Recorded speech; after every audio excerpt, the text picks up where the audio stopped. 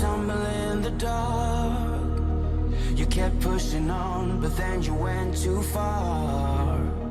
When your ship has sailed and all your dreams are lost, everything is wrong, you feel like it's your fault. Just remember, I will be there for you, baby. Remember, there's nothing out there to get you, don't forget it. When life feels lemons, just call me. Just call me. Just call me.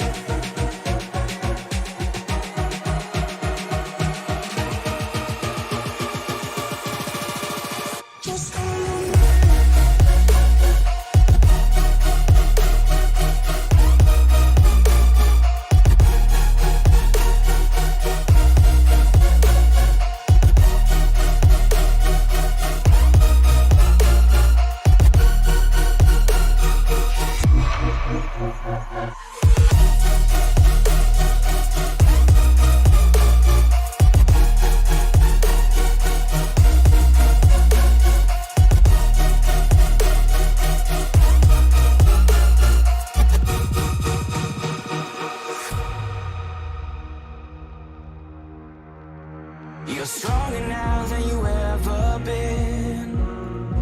You gotta leave now, it's time to catch the wind. You will climb up high and look through the clouds, and when you're feeling low, I know you'll bounce back. Oh, and just remember, I will be there for you, baby. Remember, there's nothing out there to get you, don't forget it. When life throws lemons, just call me. Just call me. Just call me.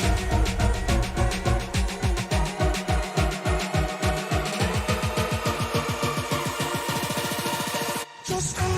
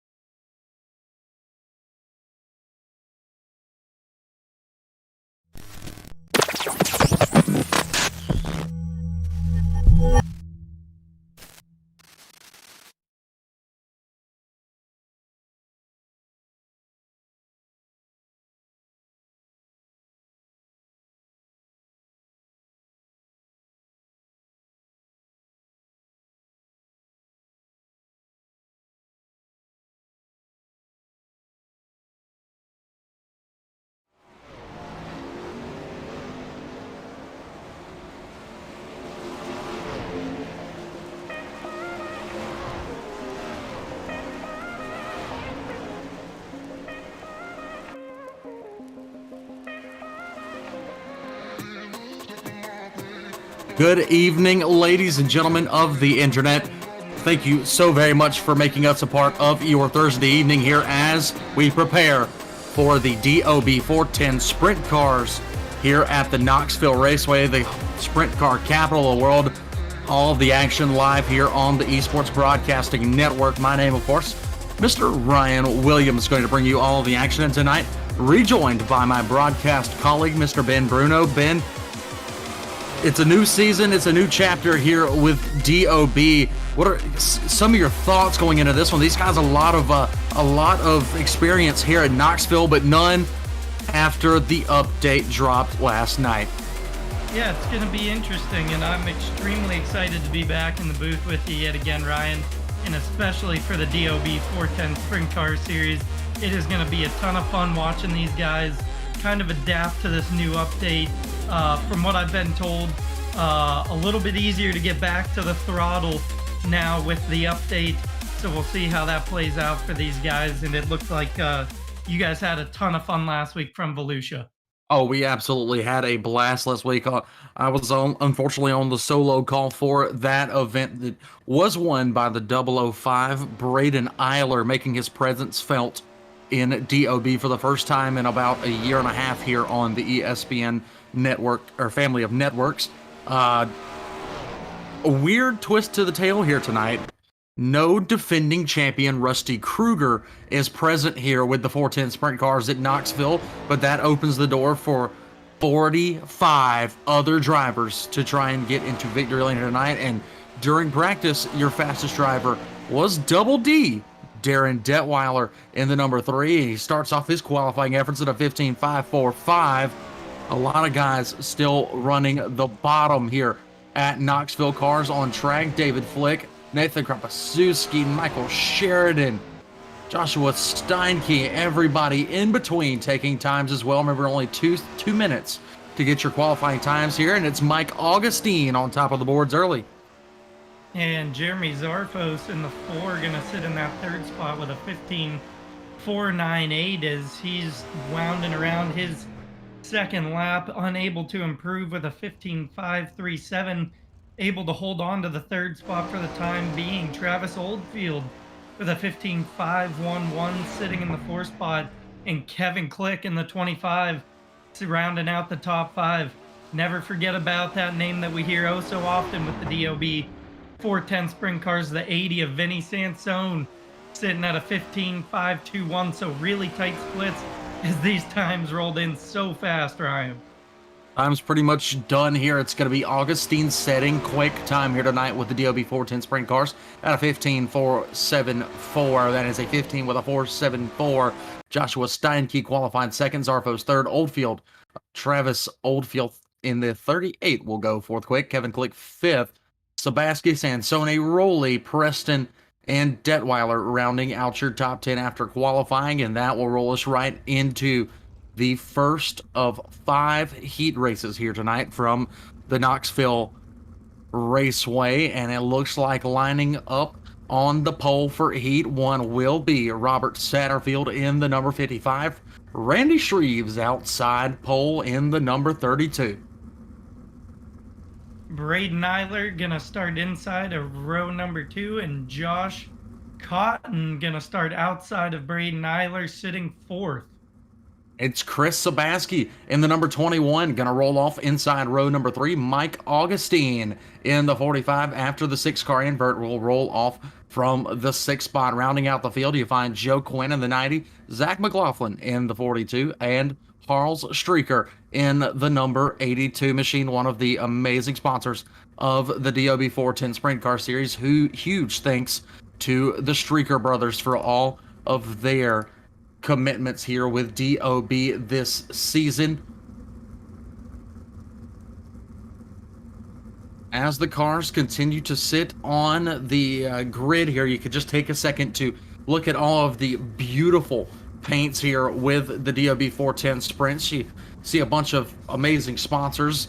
I see Rowdy Energy on a couple of cars. I see ABR Setup Shop on a few of them as well. But now, ladies and gentlemen, without further ado, the iRacing Chevy Silverado Pace Truck has left the friendly confines of Pace Road for the very first time this year.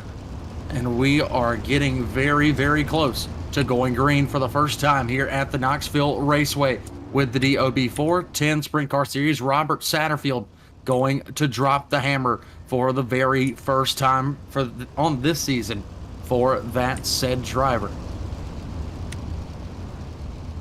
And Randy Shreves in the 32 to the outside, going to look to take advantage of a good restart here, as we're only going to be taking 4 from these heat races, 8 laps the distance, and then an invert to the feature of 6. So things going to get interesting moving forward, as the guy sitting on that bubble spot on the start is going to be Joshua Cotton, as Chris Stabske going to look to make his way out of that 5th spot inside of the top 4.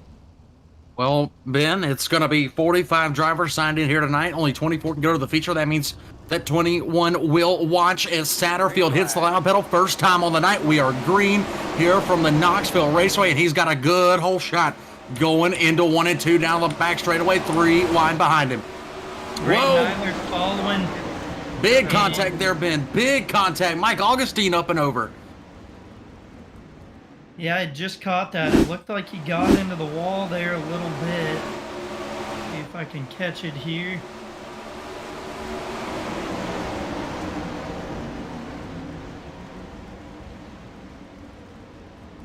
It was Augustine initially hitting the wall. A little bit of contact.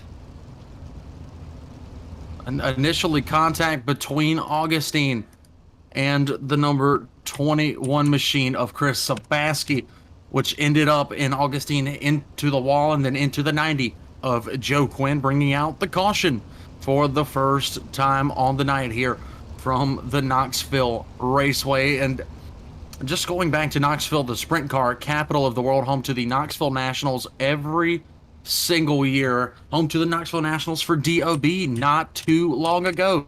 So these guys still coming down off of that high as we get into round 2 here tonight of the 16th season, or the 15th season rather, for the DOB sprint cars. And coming up a little bit later, guys, as we work caution here, we will get into round number 2 of season 2 for the DOB Big Block Modified Series. They will be live from the Lernerville Speedway over in the great state of Pennsylvania.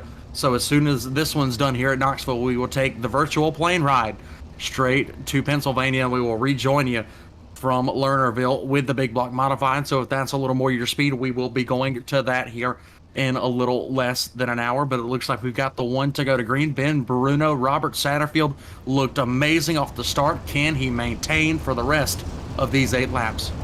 A great jump for the 55 of Satterfield. He's going to look to do just that again here, get a good jump over Randy Shreves on the start. He's going to have the way as the pace truck pulls into pit road, and the 55 is on the loud pedal, and we're back racing. Well, 56 of Shreves tried to time it up just right, but it was a no-go there for that driver in the 56. He got challenged by Braden Eiler for a moment, but Eiler, last week's winner, not looking so hot here. He falls back into the 3rd spot. Eiler was a guy who told us earlier on that he wanted to run the bottom for most of this race. Right now being forced to run the top as he is challenged by Joshua Cotton's number 87. Harl Streaker in the 82 makes his way around both the 90 of Joe Quinn and the 42 of Zach McLaughlin. So Streaker making leaps and bounds to get towards the front here, but it's not going to be enough. He needs to get up to the 4th spot here, which Chris Sabaski currently holds. Sabaski, Cotton continue to battle here on lap 4. That's the battle to watch. Sabaski holding on to that 4th and final transfer spot. But Josh Cotton not going to let him go easy, as we see the 21 getting a good run, heading down on the 005 of Braden Eiler.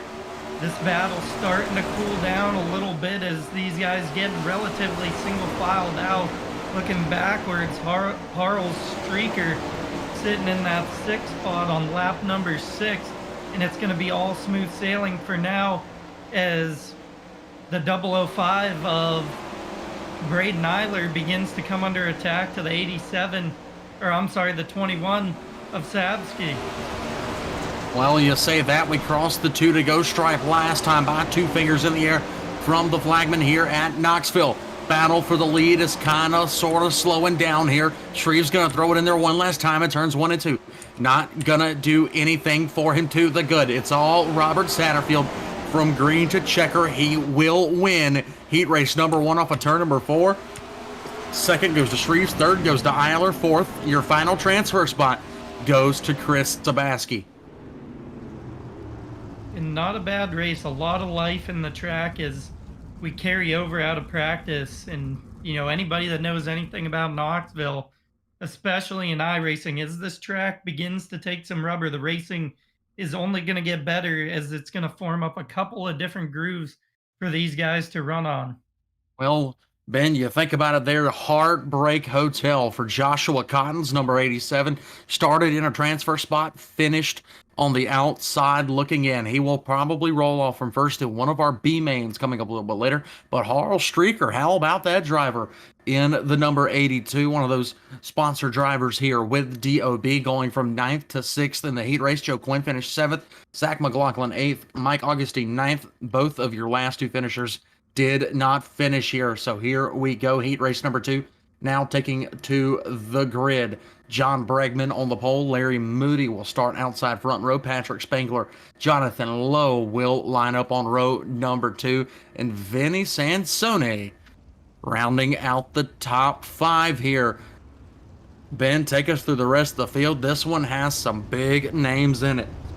The 8 of Joshua Steinke in 6th. Alex Stodinger in 7th. Brett Rouse in 8th. And Kyle Stoltz, a guy that we talk about all the time here with the DOB 410 Sprint car, is going to round out the field in that 0-1 car in the 9th spot.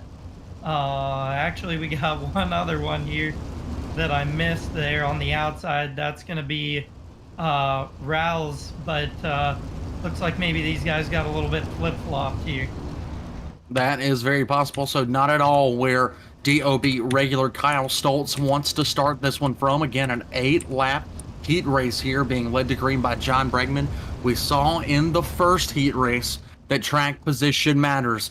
Throw out the top 6 car invert. Track position absolutely matters, as the man who may have qualified not so well, and Robert Satterfield, was able to invert his way to the pole for heat race number 1, and he went on to win it here as the iRacing pace truck dips off of turn number 4. John Bregman on the loud pedal, green flag in the air here for heat race number 2, and it's already a good one behind him. Good jump for Bregman as these guys are battling it out. That's Larry Moody sitting in 2nd in the 051 of Patrick Spangler, going to battle as they almost get 3 wide. A little bit of a squirrely shiver there from Sansone's going to move him back through the field and let the 17 of Rouse get around him for the time being. This battle up front continues to rage on. Bregman leading the way in front of Larry Moody in the 173. Well, Moody is a man on a mission. They say low contact behind him. We got one around. Low. It's Jonathan Lowe in the 20 machine as he goes flipping up and over down the back straightaway here at Knoxville, bringing out the second caution flag of the night, Ben. That was even tougher because Alex Stoudinger in the X machine just absolutely ate the wall under caution as he tried to whoa it up. Ate the wall, went up and over 4 or 5 times. So Stoudinger, his night may come to a drastic end as well, except for that driver in the X. He's going to try and continue on here. So a little bit of contact for both guys, but the worst contact for Jonathan Lowe. Hopefully you guys are seeing it on your screen currently, as there was just a little bit of contact there. If I can see it here, looked like it was the 051 of Patrick Spangler and the 20 machine of Jonathan Lowe. Spangler just comes down just a little bit low, nowhere to go, and up and over on his side went the driver of the number 20. Yeah, just a little wheel touch here with these open wheel cars, and it's really gonna you're gonna have to pay the price for a little wheel touch like that. And no fault to either of those guys, as it was just a racing incident. 2 guys going for the same spot on the track and not enough room for either of them. Spangler able to keep that thing mowed up, as it almost looked like it was a little bit of neck code, maybe a little bit there, as they got pretty close to one another. But still, all Bragman moving forward in the 33 as the pace light, as the lights go out on the iRacing pace truck. Ryan, take us back to green. So the lights are out here on that Chevy Silverado pace truck. John Bragman got a great start last time, but Larry Moody was reeling him in like a trophy tuna. Who's it going to be this time? Bragman fires up a 4. The loud pedal is hit, and he has got a terrific jump into turns 1 and 2. Moody going to sling it up the track. So is Spangler behind them. Sansone and Rolls go to battle for the final transfer spot. That's the one to keep your eyes on here, ladies and gentlemen, as we come to complete lap number 4. Make it lap 5 at the line. Rolls and Sansone still going out at the 80 with a good run down to the inside of the 17, trying to make it stick. The high side momentum will prevail. Sansone with a big slider heading into turn number 3. Can the 17 cross him over? He will. Give it back to the 17. Another slider, a little bit of contact and a wheel off for Sansone, going to give that position to the 17. And even worse for Sansone as he hemorrhages some spots here, falling all the way back behind the 04 of Kyle Stoltz, or the 01 of Kyle Stoltz. And up in front of these guys, that battle for 4th is non-existent at this point. Rolls has ran away with it all, but as both Sansone and Rolls approach the 05, one of Patrick Spangler. Spangler nowhere to go, got caught in the middle, and that, unfortunately for Vinny Sansone, might put an end to his chances of getting into an A-main from a heat race. But look at the battle for the lead. Coming to the checkers. Who's going to take it? It's the 33 of John Bragman at the line. What a race between he and Larry Moody's number 73. Kyle Spangler goes to 3rd, or Patrick Spangler goes to 3rd. Brett Rolls takes your final transfer spot. Kyle Stoltz, the first driver on the outside looking in. That's right, Kyle Stoltz, first driver outside looking in. Vandy Sansone finishes 6th, Steinke 7th, Staudinger 8th, and Jonathan Lowe did not finish heat race number 2. Ben, we got heat race number 3 lining up on the grid. Take us through the starting lineup. Row number 1, gonna see the 94 of Todd LeBobe and the 34 of Alex Szerzynski. Row number 2 comprised of the 27 of Daniel Zegers and the 23 of Kenny Miller. Row number 3, the 79 of Billy Rowley and the 4 of Jeremy Zarfos. Row number 4, the 44 of Joshua Pickell and the 22 of Tyler Topman. And rounding out the field in that 9th spot in his lonesome, the 56 of David Flick.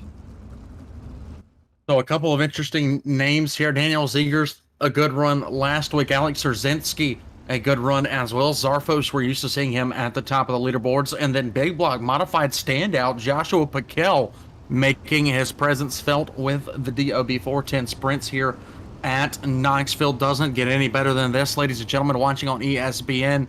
Go ahead, tell your friends, tell your family about this event going on right now. They all need to tune in and see some of the best sim racing action in the world here from the Knoxville Raceway. Again, we have 3 heat races left on the night. Then we will go into our consolation B mains. Then we will have our 6-car dash, and then a 35-lap a main event for the DOB 410 Sprint Car Series. A lot of guys probably simultaneously watching the World 100 at Eldora. I know I am seeing some amazing races up there, but we've got all equal to or even better racing here on our screens with these sprint cars. 94 Todd LeBoube will lead us off of 4. He's going to have the option to hit the loud pedal first in front of Alex Szerzynski. LeBoube not going to waste any time, going to hit it coming off of 4 off the apex. We are underway here for heat race number 3. Good jump for LeBoube as he's going to move to the top side.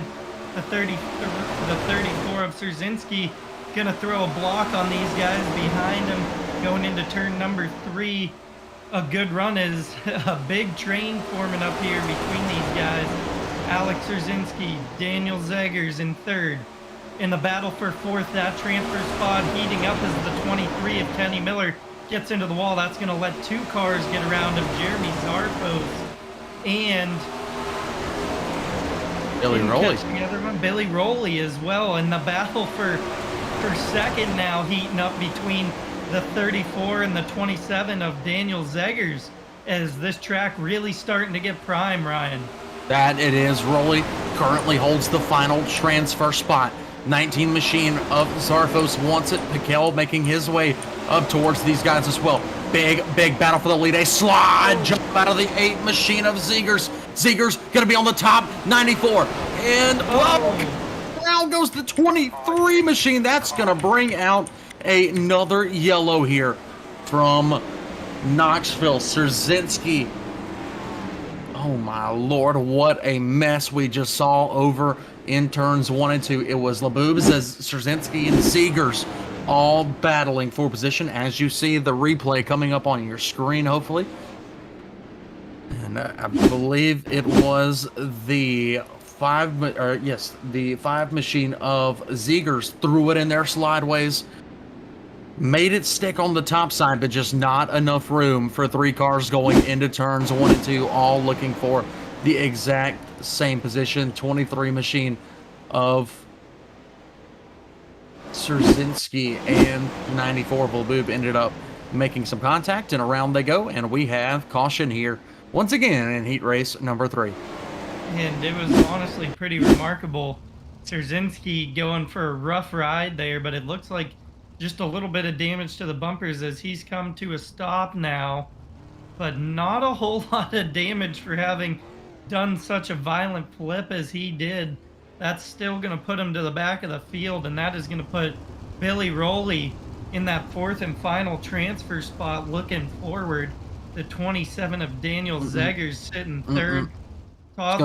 It's going to put Kenny Miller in the final transfer spot. Okay, yep, I gotcha, thank you. And the 94 still holding on to that lead. Labub, after that good battle, shapes up, and as you said, just not enough room for 3 guys to do battle the way that they were there, Ryan. Well, they're pulling the winner for 50-50 at Eldora right now. Good luck to any of our viewers from Ohio that entered into that. So Labub continues to lead here as they go down the back straight for the final time before we go green once again. Labub, Zegers, Rowley, Miller currently in transfer spots, but your first man back, the modified standout, Joshua Piquel in the 33P. Looks to take it away from Kenny Miller and get into the show here at Knoxville. We've got 3 laps to find out who's going to do it. Zegers and Labub on the loud pedal as we head into turns 1 and 2. Green flag back in the air. Good jump for Labub. Zegers going to use the top side to his advantage, trying to build up some momentum. The 79 of Billy Rowley going to get passed to the inside, or temporarily passed to the inside. Kenny Miller looking to take that spot away, unable to make it stick. Now going to move to the top side, a little bit of contact with the wall as the battle for that 4th and final transfer spot really heating up. Piquel in the catbird seat here. He's going to slide it in there. Ooh, wow. 23 came down the track hard. Piquel didn't see him. Contact and caution here on lap number 7. Yeah, big contact there. Looked like the 23 got up, jumped the cushion, thought better of it, tried to come back down the track, and right in his line was the 33P of Joshua Piquel. So that is going to be Heartbreak Hotel for the 33P. Also going to cause some damage for the 56 of David Flick, running into the flipping car there as he got spun around. That's really what sent him for that wild ride in the 44, was the contact with Flick. So tough break there for David Flick. Looks like not a lot of damage for him. Hopefully he can continue to push through with that little bit of damage to the front bumper. Well, very unfortunate for Joshua Piquel. There looks like, I believe the 23 of Kenny Miller was given an end-of-line penalty for the rough driving incident, so he will fall to the back of the line, giving away his final transfer spot, Ben. Oh my gosh, and guess who it is? It's Jeremy Zarfos taking the 4th and final transfer spot here as we take the one to go for a green-white checker start here in heat race number 3. Absolutely. If you're one of these other guys in the field, you want to see that 4 have to do it the hard way and start a little bit further in the back. We know he's got a ton of speed, as we saw all of last season, as the iRacing pace truck leads way to pit road. And that's going to give Todd LeBoob the green flag for the green-white checkered. He's got a good jump heading down into turn number 1. LeBoob, the first one on the loud pedal, hit it hard, hit it often, and he is off and away by about 3 car lengths over Daniel Zegers. Rolly and Zarfos are escaping David Flick and Tyler Totman for the time being as we come by. White flag this time for Todd LeBoob. He's still got a driver right behind him, Zegers, Rolly, and then Zarfos. They all look like at the moment that they're going to escape the fate here. Oh, contact for the lead! Contact for the lead! Who's going to get it? It's going to be Zegers at the line, but who's going to get the spot?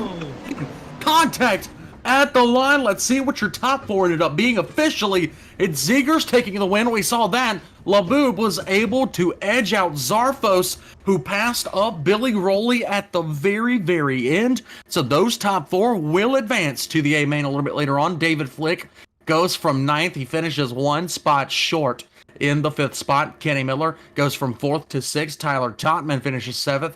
Szerzynski 8th, 1 lap down. And then Joshua Piquel not finishing this race. Heartbreak Hotel for the 33 as he went to make a pass for the final transfer spot on lap number 7. So heat race number 4 lining up now. Chris Roberts, the leader, the founder, the owner of the DOB 410 Sprint Cars and Big Block Modifieds, rolls off from the pole, and it's Ernie Williams Jr. to his outside. Ross Carenta, Michael Sheridan, row number 2. That is an all-star cast for row number 2 if I've ever seen one. Richie Preston, Travis Oldfield, row number 3. Andrew Clark, Aaron Daffler, row number 4. And Tyler Vickery, all by his lonesome on row number 5. Been 3 amazing heat races so far, but this track is changing after every single one. You took the words right out of my mouth. The first 3 heats certainly did not disappoint, with heat number 3 ending in an absolute thriller as the racing just continues to get better and better as this racetrack changes.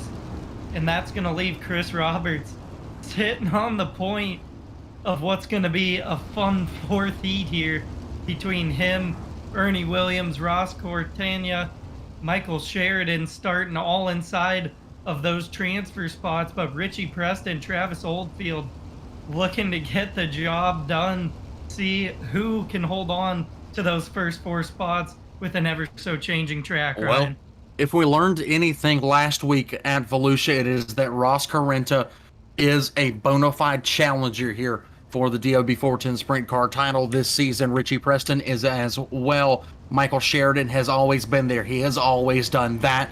And they're all chasing the boss man in charge, Chris Roberts, the catfish, in the number 93. Looks like it was 1 to go to green this last time by. Pace truck going to dip off the track. Roberts going to pull the belts tight. He's going to hit the loud pedal. Green flag is out here. What a jump for Chris. good jump for Chris Roberts, and a gaggle of cars as they're going 2 by 2 by 2 behind them here, in a gaggle of cars led by the 91 of Ernie Williams Jr. And then a great battle between Sheridan and Ross battling it out back here. The 38 of Travis Oldfield now going to take a look to the inside of the 10 as these guys are using every inch of this surface. Speaking of taking a look, contact up front. 93 of Roberts was run into there as he slowed up just a little bit. Ernie Williams into the back of him sent Roberts into the hornet's nest of cars, and he comes out stung up like crazy. Chris Roberts in the 93, a hard lick there. Will keep the green flag out, actually. Oh my lord, green flag gonna stay out here as Roberts was able to save it. Race lead currently with the 15 of Michael Sheridan behind him. Still an amazing battle between Oldfield and Andrew Clark in the number 10 machine, with Aaron Daffler holding down the final transfer spot. Absolutely, behind him Chris Roberts able to get around Ernie Williams Jr. once again and hold on to that 5th spot. See if he can get a good run here with just 3 laps to go. Getting towards the 41 of Daffler as him and Andrew Clark continue to battle it out for that 3rd and 4th spot. Right now, Travis Oldfield holding on to 2nd, and it's all Michael Sheridan in the 15 up front. Well, we saw a slide job out of Ernie Williams to Chris Roberts last time by. Roberts not going to return the favor here. He drops position number 5, and now he might drop position number 6 as he gets passed up by the 125 of Richie Preston. So Roberts, the damage on the race car is too much to overcome. He continues to hemorrhage spots on back. Your top 4 leaps and bounds above the rest of the field at this point as we're working lap number 8 coming to the checkers. It is Michael Sheridan taking it. Oldfield 2nd, Clark 3rd, Daffler your final transfer into the A main. Ernie Williams Jr. will finish 5th. 6th goes to Preston. 7th, Roberts. 8th to Tyler Vickery. 9th to Ross Carenta. That will do it for heat race number 4 and then heat race number 5. Ben, our final heat race of the night before we get into consolation action. And it is an all-star front row. Mike Keegan's number 92 alongside Justin Stoles' number 26. Row number 2, Jeffrey Stewart and Nathan Krampaszewski. Darren Detweiler, Double D rolls off 5th. Kevin Click's 25 after setting a lightning quick time earlier. He'll roll off 6th. Another one of our sponsor drivers, partners, Streaker Brothers Racing, George Streaker Jr. will roll off from the 7th spot. Ryan Vella will roll off 8th, and Anthony Jobe will be your final car on the racetrack in the number 24. He will roll off from the 9th position here. 4 heat races in the books. This track continually changing, Ben.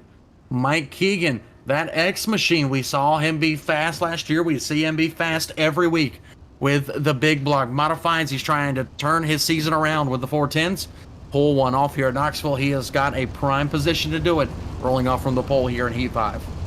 Absolutely. You said it the best. It's star-studded without a doubt. Keegan, Stoles, Stewart, Detweiler, Click, all series regulars with the DOB 410 sprint cars. And this one's going to be an absolute thriller for these guys as they make their ways through turn number 3, coming into turn number 4. Gonna see the iRacing pace truck. I'm sorry, turns 1 into turns 2 into the backstretch. Gonna see Mike Keegan and Justin Stoles do battle for that 1st spot here in heat race number 5. Well, Stoles proved his worth last week at Volusia. Keegan proved his worth at Volusia as well in both the modifieds and the sprints. And this week he's going to try and do it from Knoxville. Keegan on the lap pedal. Green flag in the air here from Knoxville. Heat race number 5 underway as we head off into turns 1 and 2. And they are already chugging as we go single file, but then a little contact as the 25 of Click hit the backside of Krampaszewski's number 420. Darren Detweiler going the wrong direction here and into Krampaszewski and a big melee behind him. Around goes the 12 of Streaker. And the 24 of Joe bringing out the caution for the first time here in heat race number 5. Big one there is there was a bunch of contact, and then I believe it wasn't very related. It looked like some contact down to Detweiler into the middle. Yes, it was related. And then the purple of, was it Streaker Jr.? Yes, up the track into the 24 of Anthony Jobe. Going to send them for a rough ride into the outside wall. And it looks like, surprisingly, through these first couple of flips that we've seen, not a whole lot of damage to these guys for as rough of rides as we've seen with these flipping 410 sprint cars. Well, again, George Streaker Jr. and his brother, both sponsors of the DOB 410 Sprint Car Series. They are a part of the region that you are watching this event right now. Again, that's George Streaker Jr. and I believe his brother, if I can find him on my list of sign-ins here. Yep, Harl Streaker, both out of the great state of Maryland. Can't thank those guys enough for all that they've done for Chris and DOB so far this season. But it looks like, Ben, We're getting mighty, mighty close to going back green here as the light should go out this time by.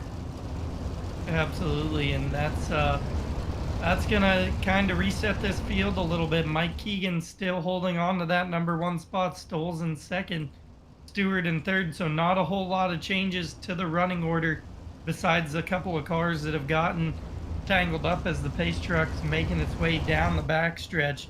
Kevin Click sitting in sixth, gonna want to look to get around the three of Detweiler and make his way towards that fourth spot of the 420 of Nathan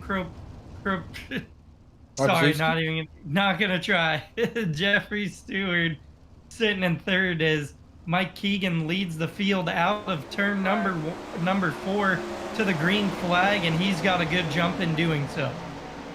That he does. Keegan off and away, leaps and a bound. Away from the field here, Stoll still within striking distance. Stewart and Click holds down the final transfer spot, but Double D Darren Detweiler trying to get it back after a rough and rocky start. He is now reeling back in that 25 machine. They both jump the cushion in turns 1 and 2. Down the back straight away they go. And Detweiler still within a slider's distance away from the 25 of Click. Keep your eye. Whoa, contact behind him. 420 goes around. That's Kropaszewski. And up and over he goes. He gets off the racetrack. We stay green here. Working lap number 5. Battle to watch between Kevin Click and Darren Detweiler as Click beating down that outside fence with the three of Detweiler close in his mirror, just waiting for a mistake to be made. Running lap number 6. It's all smooth sailing as Mike Keegan now under fire from the 26 of Justin Stoles. For the time being, Mike Keegan able to hold on. Justin Stoles making a look to the inside oval and off the corner, unable to make it stick and make a move on Keegan. 2 to go last time by. That means 1 lap rag this time for Mike Keegan. Stoles hasn't thrown any moves yet, hasn't taken any power punches to the X machine of Keegan. Keegan going to lead us down the back straight for the final time. Detweiler's giving up the charge. He's about 10 car lengths off of Kevin Click. Off of turn number 4, however, Stoll's going to throw it in there sideways. Not going to do it. Keegan wins heat number 5. Stoll second. Detweiler not going to finish in the top 4. I believe, check the results here. Stewart going to finish 3rd. Click 4th. Detweiler 5th. Vela finished in the 6th spot with George Streaker Jr. 7th.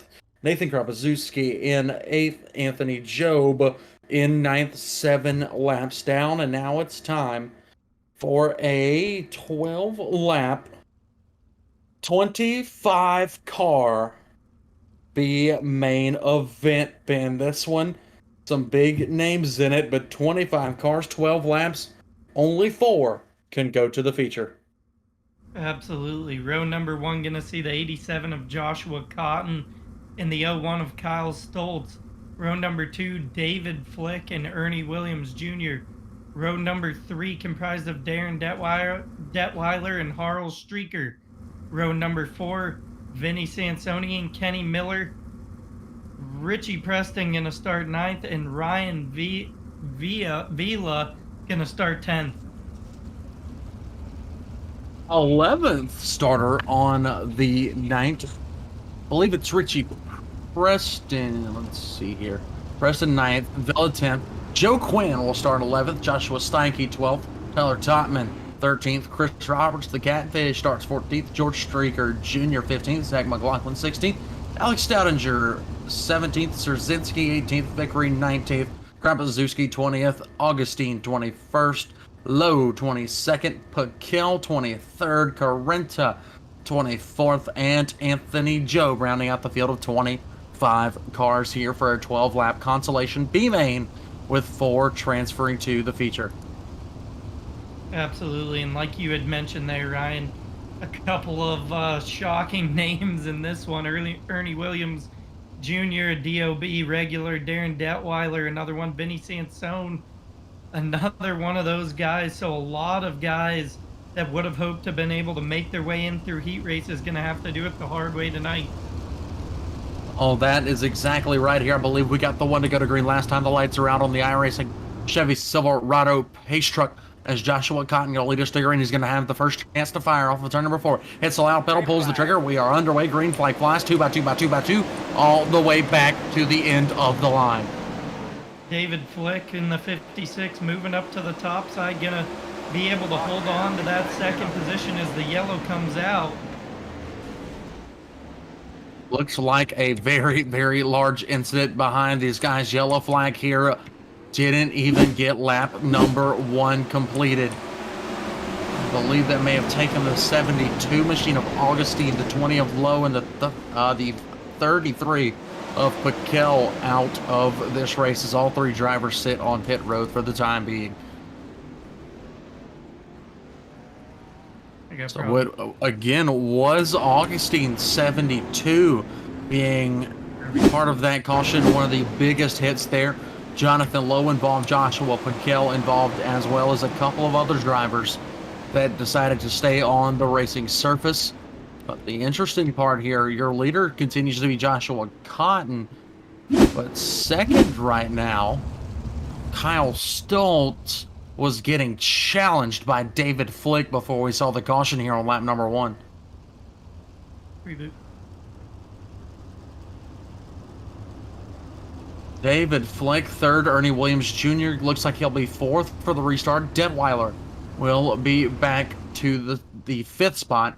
And then Vinny Sansone looked really, really good there on the initial start. Unfortunately, going to have to take it back just a little bit, as he, I believe, will restart from the 7th spot. Harl Streaker will restart in the 6th spot. So a good heat race for Streaker earlier for a good heat race earlier for Streaker to go from 9th to 5th before that was all said and done. 1 to go to green last time by. Single file restart here for the DOB 410 sprint cars. Again, it's Cotton, Stoltz, Flick, Williams, Detweiler top 5, Streaker 6, Sansone, Miller, Preston, Vela, your top 10 as we head into the 3-4 complex.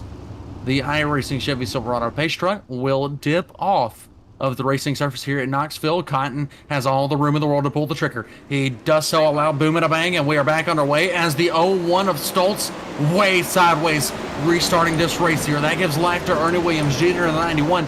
Flick spun the tires as well. Detweiler gets around him down the back straightaway as we head into 3 and 4. Working lap number 2, Williams Jr. up to the 2nd spot. A slide job to Kyle Stoltz. Stoltz back to the bottom. Contact, and Stoltz to the bottom side of the racetrack.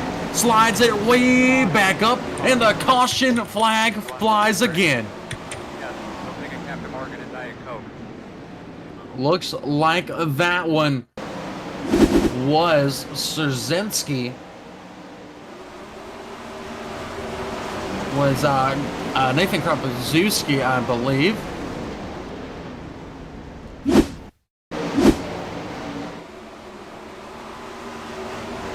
So it sounds like Tyler Totman started it, was the primary in that caution. If I can just go back and look at it here, tell you guys exactly what happened, but you're probably already seeing it right now.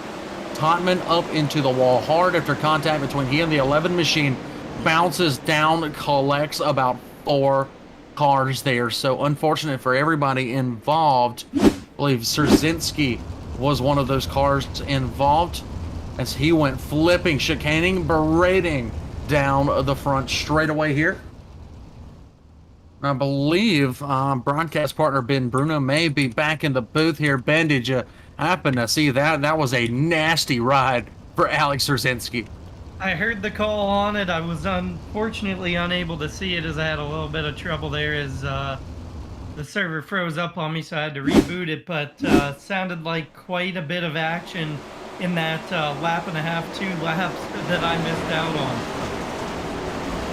I'm glad it was, but hopefully you will be able to see the rest of this one here. 3 laps in the books. Leader currently Joshua Cotton in the number 87. Cotton made his presence known last weekend. Volusia didn't have an amazing run, but had a very, very solid run for what he was looking to do going into the night. A top 10 for that driver, I do believe. Ernie Williams Jr., first time we're seeing him this season. Stoltz was in the A-main, and he looks to do it again here as he currently rides 3rd. Double D Darren Detweiler trying to hold off some hard charging drivers such as David Flick, Harl Strieger, Kenny Miller, and Vinny Sansone. As it looks like lights are out on the pace track, he's going to dip off of turn number 4. Cotton going to have all the time in the world to pull the trigger. Does so coming off of turn number 4, and here we go. 3 laps, going to make it lap number 4 as the caution flies before we even get going. Believe it may have been Ross Carrenta in the number 10, as he is the car that is slow in turn number 4, and it was a big hit for Ross Carrenta. That was scary for the driver in the number 10.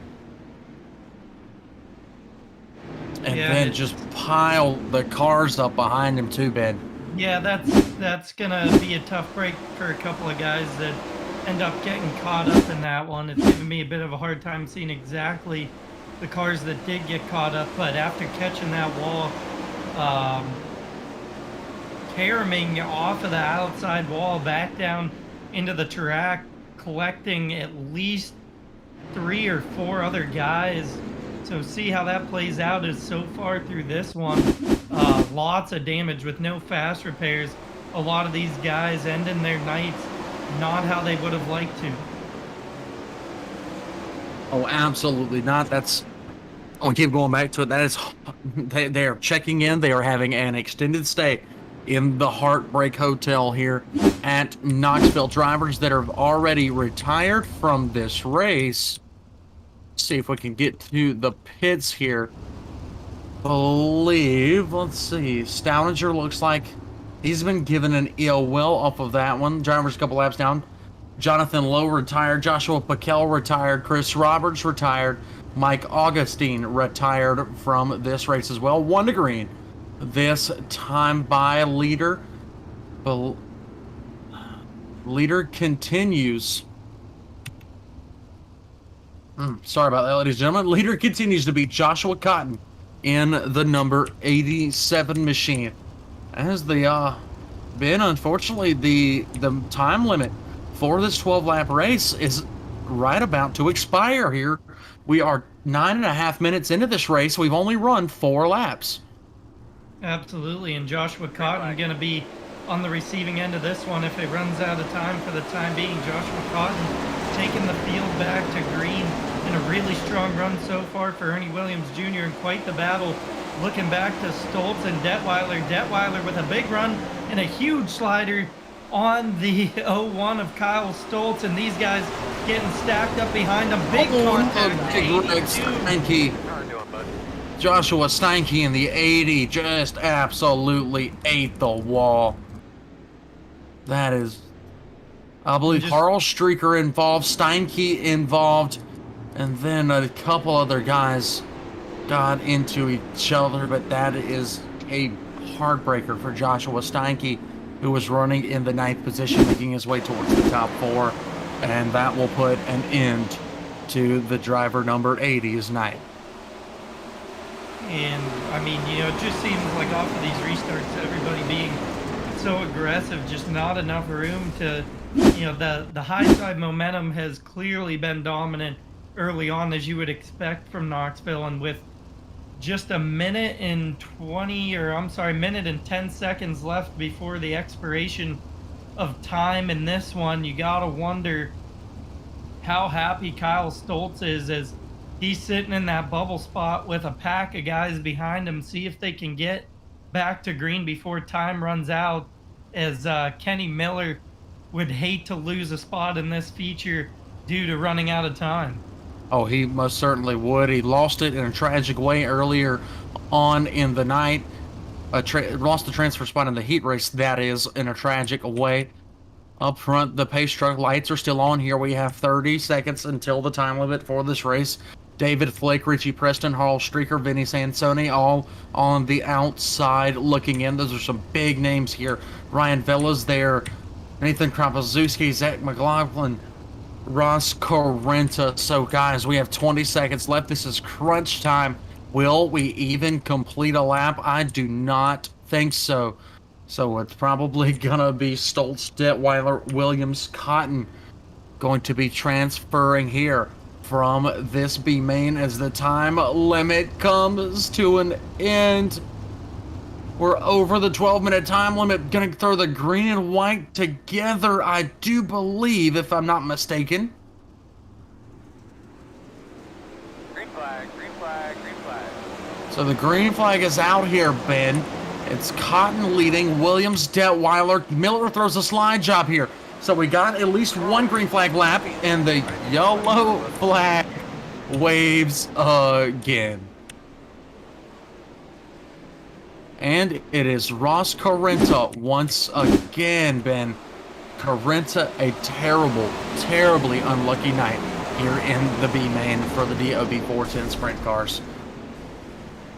Absolutely, and you know, it's tough to really put a finger on it, as it just seems like maybe these guys being. Then again, it wasn't all Carrenta there. These guys are definitely being pretty aggressive. Of course, not all Carrenta there. It was he along with the 420 of Kropaszewski and the 24 or the 91 of Anthony Job all getting together there, causing this most recent caution. Now 13 minutes, about a minute and a half past the 12-minute time limit for this race. And your top four is Joshua Cotton, Ernie Williams, Darren Detweiler, Kyle Stoltz, Kenny Miller, the first man on the outside looking in. And it looks like our time limit man's going to be a little lenient here tonight, as the iRacing Chevy Silverado pace truck still on the racing surface here, and we have not seen the checkered.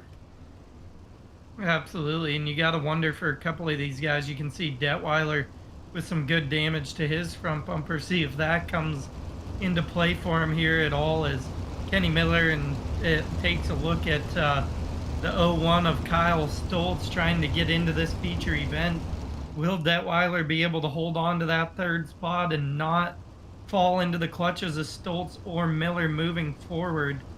As you mentioned, the time limit has been exceeded. I don't know that I've ever seen the time limit be exceeded and continue, as the iRacing pace truck remains on the track, and he's going to pull into the pits and give Joshua Cotton the green flag. He's the first one to the loud pedal, leading Ernie Williams Jr. into turn one.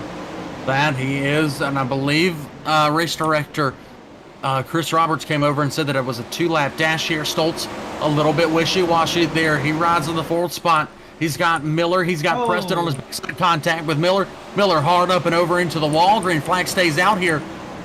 And the race has concluded. That was the checkered.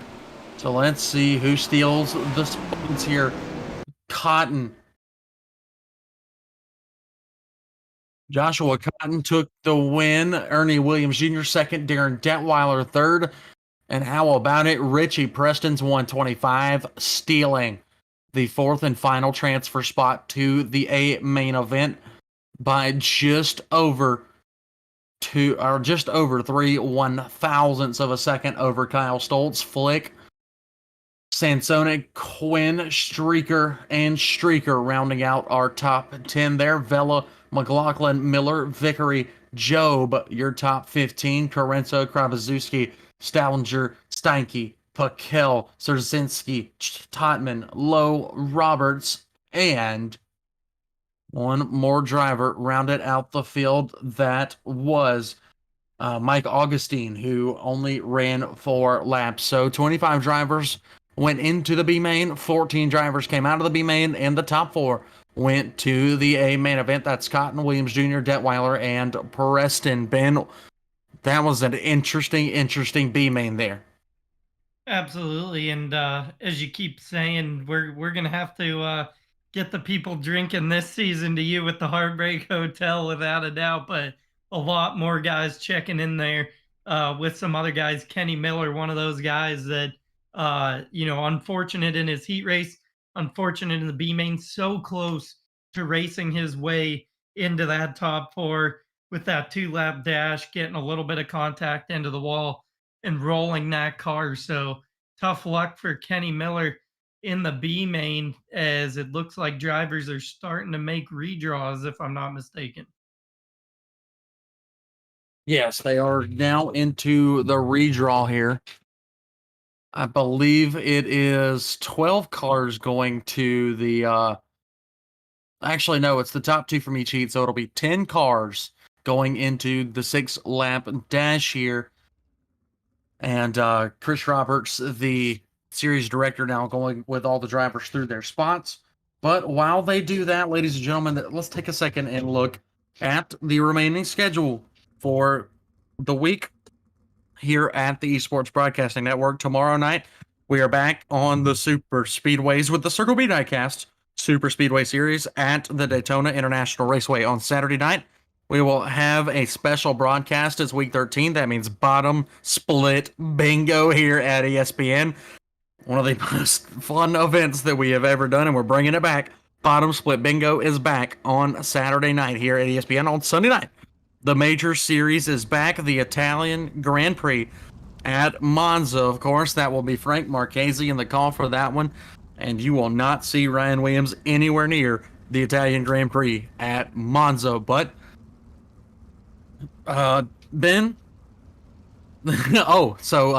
just got word from executive producer Sam Cooper Bennett that he will be in the booth with Frank Marchese for the Italian Grand Prix at Monza, but cannot wait for some of our broadcasts coming up in the future, especially Bottom Split Bingo. If you guys have never seen a Bottom Split Bingo, you are going to want to watch that in just a couple of days.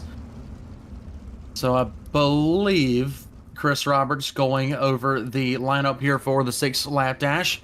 Looks like Michael Sheridan drew the pole, Randy Shreve second, Justin Stoles third, and then it was John Bregman or Travis Oldfield in the 38, John Bregman in the 33, Daniel Ziegers in the 18, Tyler LeBoob in the 94, Robert Satterfield in the 55, Larry Moody in the 73, and Mike Keegan in the X. Keegan, a fast car earlier, draws the 10.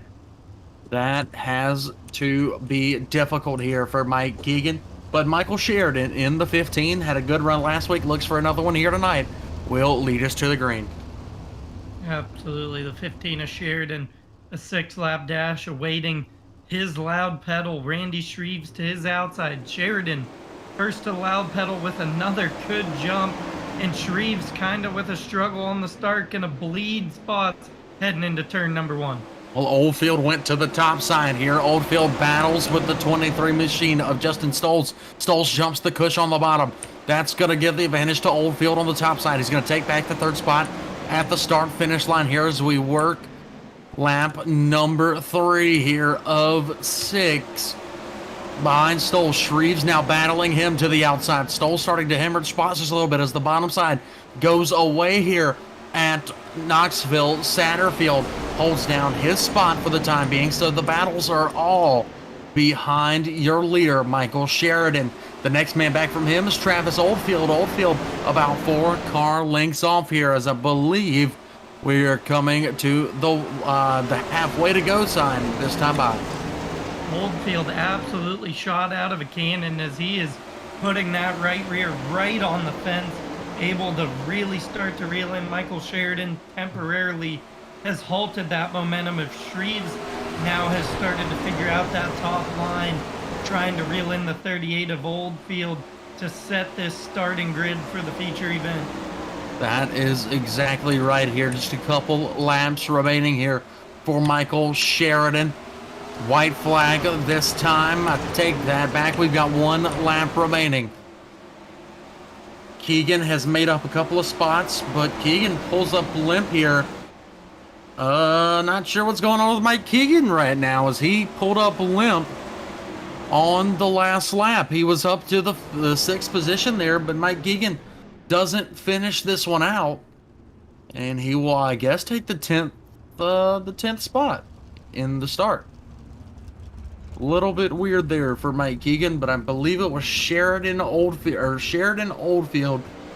Shreve, Stoles, Ziegers, Satterfield, Bregman, LeBoob, and Keegan, with Larry Moody in there as well. So it was 10 cars in the dash. They're going to come out and run a little bit of a warm-up here. While they do that, ladies and gentlemen, we're going to take a very, very quick commercial break here. We'll be right back with the 35-lap main event here at the Knoxville Raceway with the DLB 410 Sprint Cars. Do not go anywhere.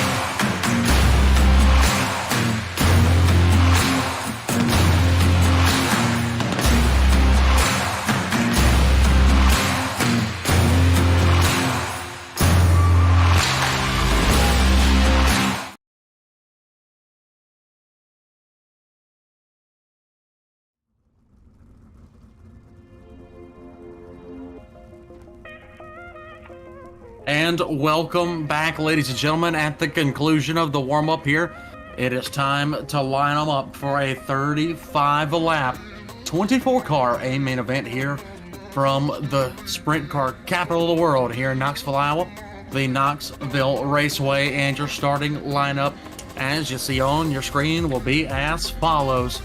Rolling off on the pole well, not on the pole. We'll start from the 11th position on back because it's all going to be jumbled up here in just a moment. Braden Eiler in the 005 will start in 11th. Patrick Spangler will start in 12th. Jeremy Zarfos will start in 13th. Andrew Clark in 14th. Jeffrey Stewart in 15th. Chris Sabaski will start 16th. Starting 17th, Brett Rouse. 18th, Billy Rowley. 19th, Aaron Daffler. 20th, Kevin Click. 21st, Joshua Cotton. Ernie Williams Jr. 22nd. Darren Detweiler able to race his way in through that B main in a good one, starting 23rd. And with that last lap chaos in the consolation, Richie Preston going to round out the field 24th. So the top 10 is realigning now from the way that they finished in the 6-shooter dash here with the DOB Fortune Sprint Cars. Michael Sheridan will be your pole man. Travis Oldfield will roll off outside pole. Row number 2, Randy Shreves and Justin Stolz. Row number 3, Robert Satterfield and Daniel Zegers. Row number 4 will be John Bregman and Larry Moody. And then you have Mike Keegan alongside Todd LeBoob for your 5th row. And then behind them, we've already given you the rundown. Lights are out on the iRacing pace truck, and the caution has been extended by a lap here so that we can clear all of the black flags before we go green here for 35 laps with the DOB 410 Sprint Car Series presented by the Streaker Brothers here on the Esports Broadcasting Network.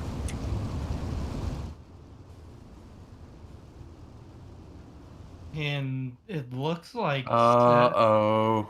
Oh yeah, big problems here. The server has crashed and she's gone. So ladies and gentlemen, the server has crashed. Everybody is disconnected. Most of your field, however, I'm still in the server. Sam is still in the server. Not sure exactly what we're gonna do here, if they're going to race it out or not. Let's see here if we can figure out exactly what's going on. Shreves looks like he's in the lead right now and will possibly take the green flag here. Green. Not sure exactly what's going on, as green flag is in the air. Shreves is your leader for the time being. Everybody else is piling back into the server here. That puts Braden Eiler in a perfect spot here going into lap 2. Oh, and big contact as we got cars flipping in the back. It looked like some contact with the wall with these big implications. John Bragman, after making his way to the front of the pack after some of these implications, things getting very hard to follow for the time being, but it looks like by Oldfield.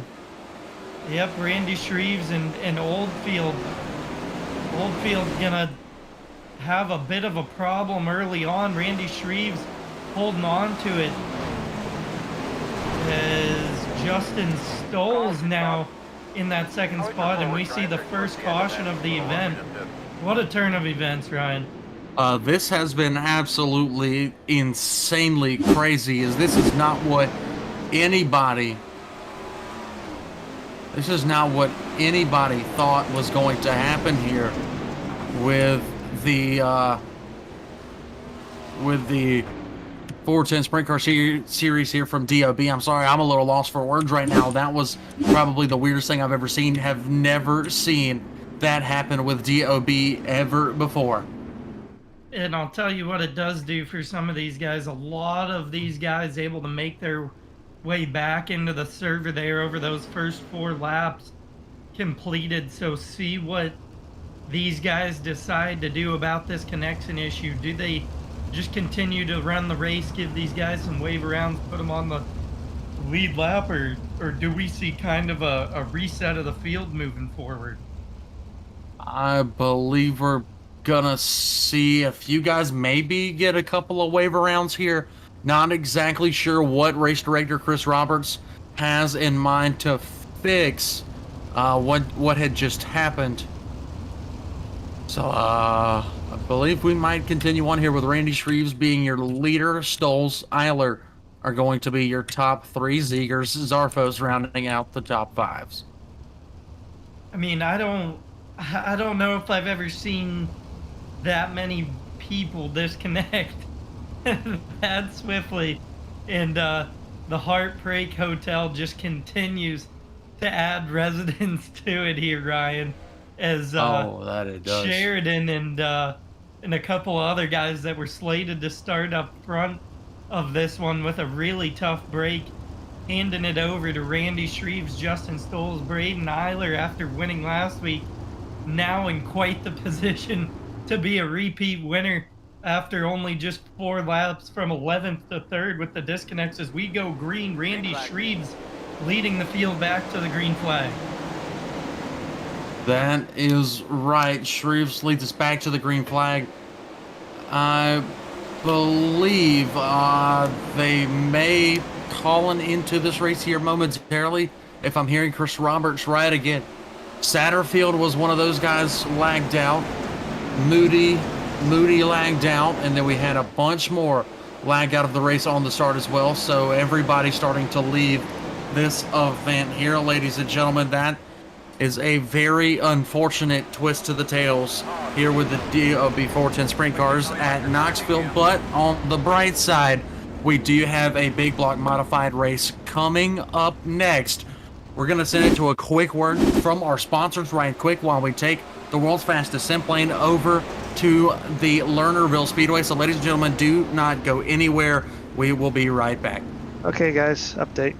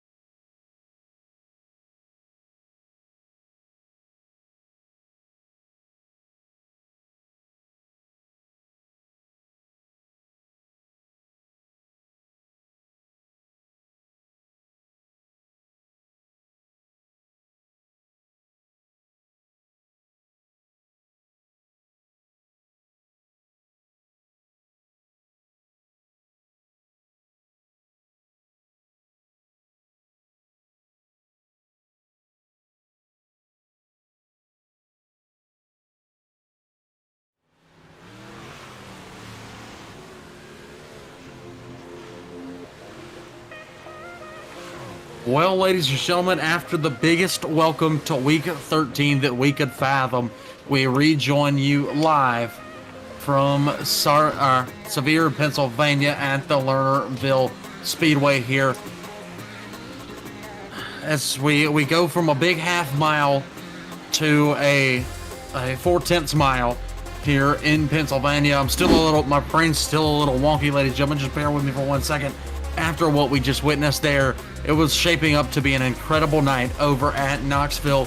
Unfortunately, the race was called due to a server issue here in the iRacing servers, but we turn our tides, we turn the sails towards the Lernerville Speedway here with the Big Block Modified Series, and so far a very, very good crowd is forming here, minus one man that we were expecting to see, and that is Mason Hannigan, as Hannigan has not shown his face just yet.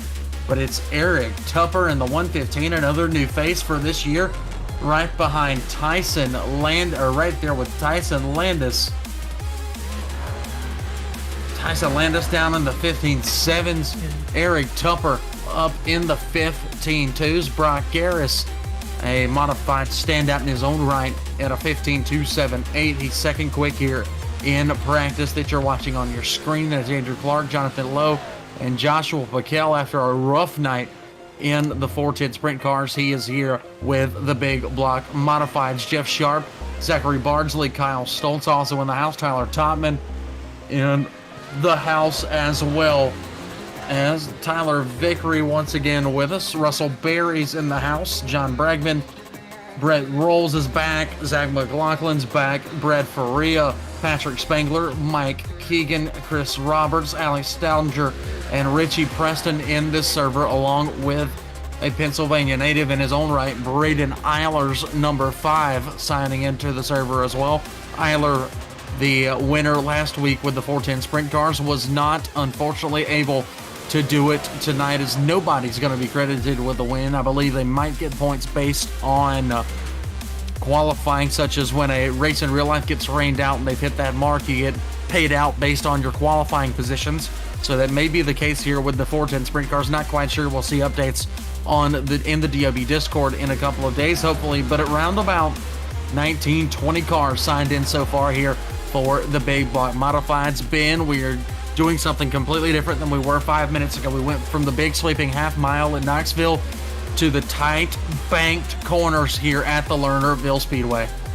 Absolutely, just a football toss up the highway from me here where I'm sitting right now. Don Martin's Lernerville Speedway, home of 2 or 3 of the best dirt track races that I've ever seen in the form of the Firecracker 100 with late models. But let me tell you, Big Block Modifieds, also a ton of fun to watch go around this place, as no walls all the way around. Something that, if you've never had the fortune to be able to go to the Lernerville Speedway, the backstretch straight down to the pond. There's a little bit of a runoff at the bottom before you get to the pond, but it is a straight downhill.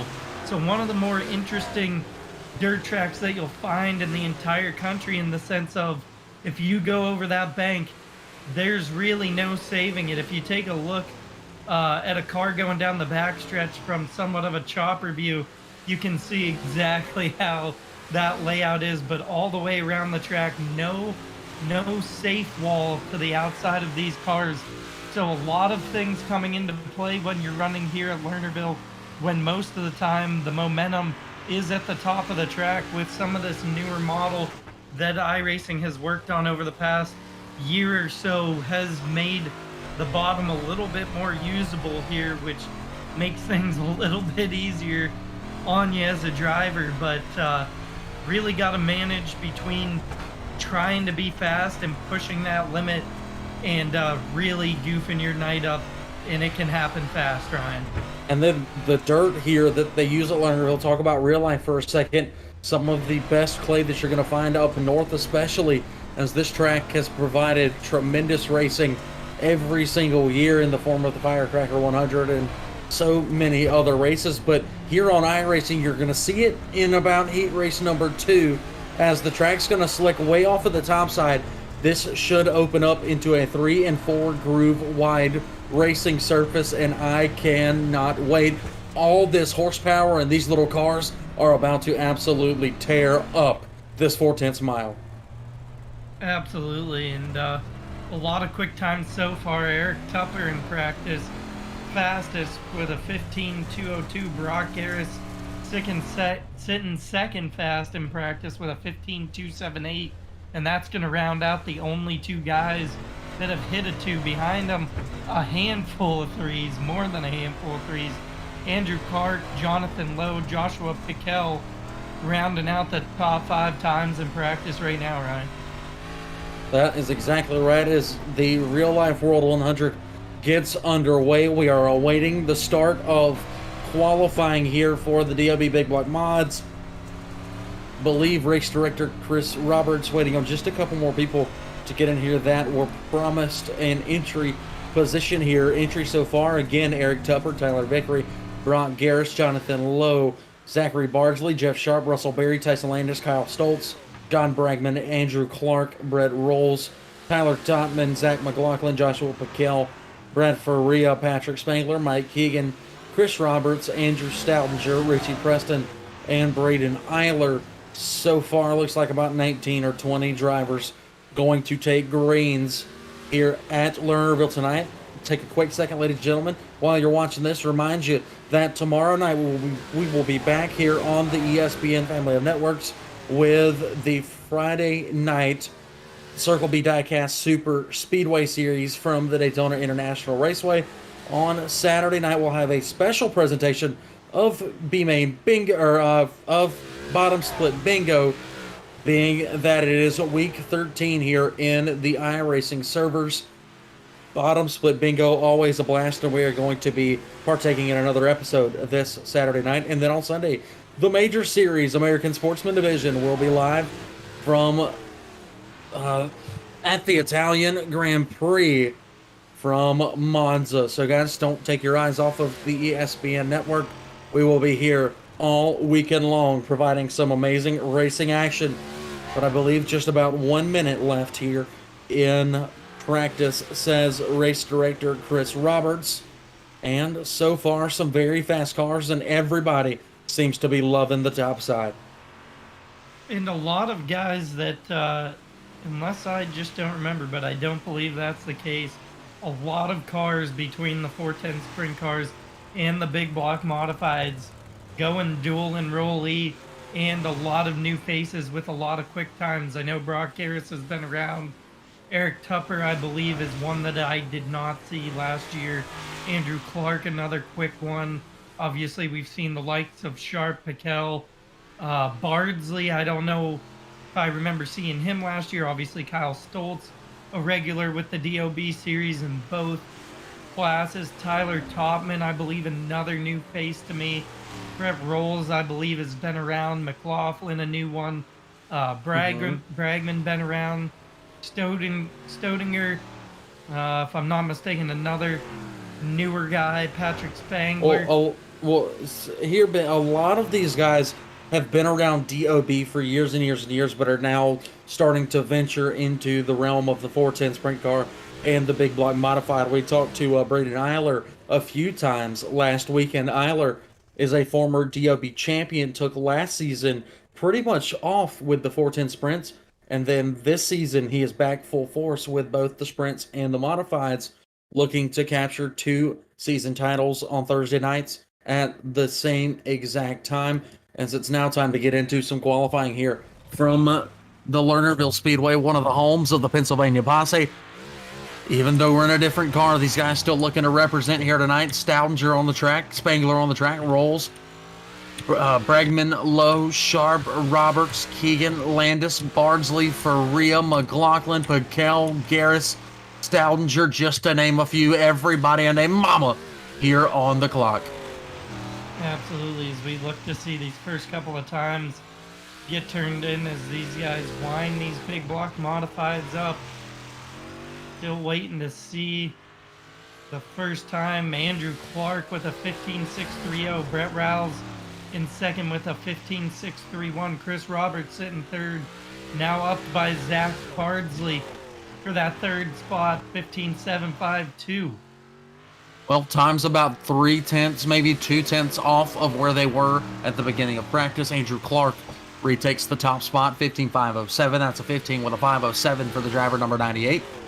Braden Eiler, his first laps on the track tonight is good enough for second quick. A 15 with a 594. That's 15.594 seconds for the driver number 5 out of the great state of Pennsylvania. Brett Rolls third. Brad Faria will be fourth. McLaughlin fifth. Zachary Bargesley sixth. Alex Stoudinger seventh. Mike Keegan eighth. Richie Preston ninth. And the Catfish Chris Roberts 10th. And he's outdone here. I believe he will fall back to 11th. It looked like Eric Tupper getting into the top 5 here at a 15.732. Tyler Topman's first lap good for second, 15.575. Eric Tupper even quicker with a 15.553, taking away that second spot. So 2 new faces just at the end of qualifying inside of the top 3, and that's going to lead us down into heat race number 1. Well, Tupper and Totman, both the 2 last cars to qualify, they took advantage of it and put up some lightning quick times here. But heat race number 1 going to take to the starting grid now. Jeff Sharp, after the 6-car invert, will lead us to the green. Joshua Paquel will roll off second. Mike Keegan third. Zach McLaughlin fourth. Braden Eiler will roll off fifth. Andrew Clark sixth. Jonathan Lowe seventh. Russell Berry will roll off from the 8th and final spot here in heat race number 1. 10 laps the distance. Top 4 will go straight to the feature event. Absolutely. And as I talked about during practice, the big thing here going to be being fast, but not trying to push it too hard, and getting up over that banking will really put a damper on your night pretty quick, especially if you're trying to do it the easy way. So watch out for these guys starting on the outside here, as lots of track life left. So shouldn't be a big worry. You just got to worry about making that fatal mistake of pushing it a little bit too hard on entry. Well, the track is nice and worked in here for the start of heat race number 1. Going to provide some amazing racing. Looking to see some slide jobs with the Big Block Modified, something you don't see very often in their real world counterpart.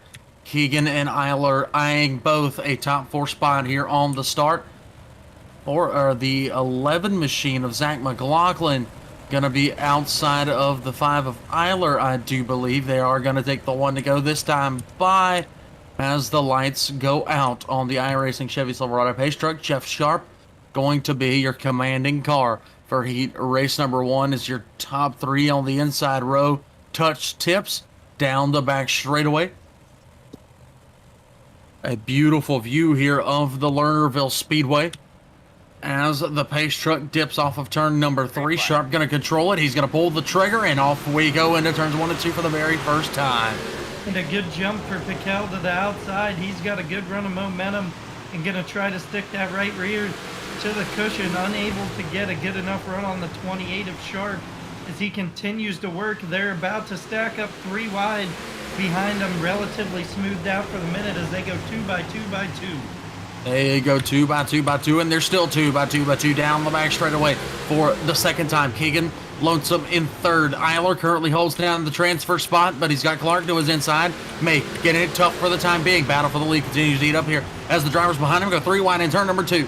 Keegan Eiler and Clark there for position number 3, 4, and 5. Up in front of them, the battle for the lead. Sharp, Paquel. They are neck and neck. Their horns are locked as we go into lap 4. Paquel winding up that momentum in the 33 on that middle high side line. Slips up for a minute. That's going to allow Mike Keegan to pull to his door. We're going to have a 3-car battle for the lead here in just a moment as the 5 of Eiler now taking a look down to the inside. This is a 4-car battle. Contact for Eiler into Sharp. That's going to set him back quite a bit, and he's able to hold on to the lead over the 33 of Paquel as Keegan and Paquel just absolutely putting on a clinic.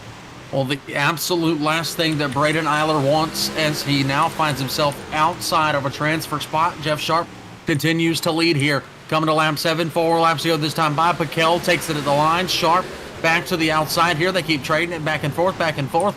And Clark is now in the mix. He takes the second spot away from Sharp, who's going to look back to the bottom, as well as Keegan into turns 3 and 4. Look at him on the top side. He's ripping it. It's Braden Eiler with the head steam of momentum as he had to hit the brakes and pull down to the bottom. Eiler had so much momentum on the top that he just couldn't keep it going in the right direction here. As 8 laps going to be in the books this next time by, it's Paquel leading by a nose. In a turn of events, Sharp now sitting on the bubble of heat race number 1 with Eiler with all kinds of speed in that car, chasing down the 92 of Mike Keegan as this is a 3-car battle still. Throw a blanket over the top 5 as the 5 of Eiler building up momentum on the outside, trying to get around the 28 of Sharp. Looks like he's going to do just that as Sharp going to be looking on the outside in. The 92 of Keegan with a big wobble down to the inside, gets into Sharp. That's going to allow Eiler to take away that 3rd spot at the line. And Paquel was able to take home the win there. Clark 2nd. Again, it was, I believe, Eiler 3rd, Keegan 4th, so he maintains a transfer spot. Jeff Sharp, first driver outside looking in, with Zach McLaughlin, Russell Berry, and Jonathan Lowe rounding out the field. Heat race number 2 now taking to the grid. But real quick before I read this off, I mean, man, oh man, I mean, what a race there. Braden Eiler, the only driver that we saw flirt with disaster from start to finish, and it absolutely worked there right at the end. So heat race number 2 should have been taking notes that whole time, and it's Patrick Spangler rolling off from the pole. John Bregman to his outside. Richie Preston, Zachary Bardsley, row number 2. Brett Rolls, Eric Tupper, row number 3. Brock Garris, Tyler Vickery, row number 4. And that right there, Ryan, is exactly why they call Lernerville the action track, because there is no shortage of action. As you said, some of the best clay in the entire country, and it breeds absolutely phenomenal racing as we look forward to seeing that here again in heat race number 2 as the iRacing pace truck going to lead the field through turns 3 out of turn number 4 as they make it to the flag stand. Should be leading the pace truck to heading off down the backstretch. That it will. 1 to go to green this time by. And speaking of the best clay in the country, it's currently being raced on over at the Eldora Speedway. But here at Lernerville, we're seeing just as good, if not better, racing action here on the iRacing server. Spangler gonna lead us to the green for the first time in heat race number 2. John Bregman in the 4 to his outside. Preston and Bardsley, row number 2. So those are currently your 4 transfer spots as the green flag waves at Spangler to the line first with a good jump. Bregman gonna hold down second behind them. 2 by 2 by 2 we go. 17, 11, 1, 15, 25. A little contact between the 25 and the 17. 3 wide into turn number 3. This cannot be good. 4 wide. 5 wide now as we head off of 4. 4 wide to the flag stand. That's going to give the advantage to the 13 of Bragman. The 11 of Bardsley in between him and the 17 of Brett Rouse as they continue to go 3 wide. 2 behind them, Eric Tupper and the 13 of Bragman now door to door as it's all Patrick Spangler in a suit of action early on. A little bit of contact there in the backstretch between Rouse and Bardsley. That's going to allow Rouse to get around Bardsley on the inside. Well, the biggest benefactor from this battling from second on back is Patrick Spangler looking in his rearview mirror saying, hey boys, go at it. I'm just going to run away on the bottom up here and noodle my way to a win. But behind him, that 17 is coming. Brett Rolls. He is reeling him in like a trophy tuna. Behind him, Zachary Bardsley in the 11. Little wheel hop action as he comes out of turns 2 and into 3 and 4. Behind him, Eric Tupper now finds himself in a transfer spot. Battle for the lead starting to heat up between Rouse and Spangler. Up front, Rouse able to reel in Spangler for the time being, but now starting to come back to the clutches of Bardsley as it looks like he's got something working for him there through the middle of the track. Eric Tupper now with a great run of momentum to the middle, trying to look his way around Bardsley. He's going to be able to do that coming off of turn number 2. Driver having all sorts of trouble right now is the 64, Brock Garris, who sees himself in the 7th spot, nowhere near where he wanted to be. John Bregman in the same boat right now. Started outside front row. He's back to 6th. 5th right now, Richie Preston. Your top 4 still Bardsley, Tupper, Rolls, Spangler in reverse order. As the one person on the top side is Eric Tupper. He's gone from 6th to 3rd, and he is lightning quick as the 17 once again catches the 051 of Patrick Spangler, coming to the white flag this time. One more chance for Rolls and company. The flag waves. Spangler, can he hold on for one more turn here? Coming off of turn number 2. He's got a mirror full of Brett Rouse behind him. Eric Tupper sitting in 3rd. Rouse going to take a look to the top side. Unable to get around Spangler. Spangler going to take the win in heat race number 2, followed by Brett Rouse, Eric Tupper in 3rd, Zach Bardsley holding on to that 4th and final transfer position, Richie Preston in 5th, Bragman in 6th, Brock Harris in 7th, and Tyler Vickery rounding out the field in 8th.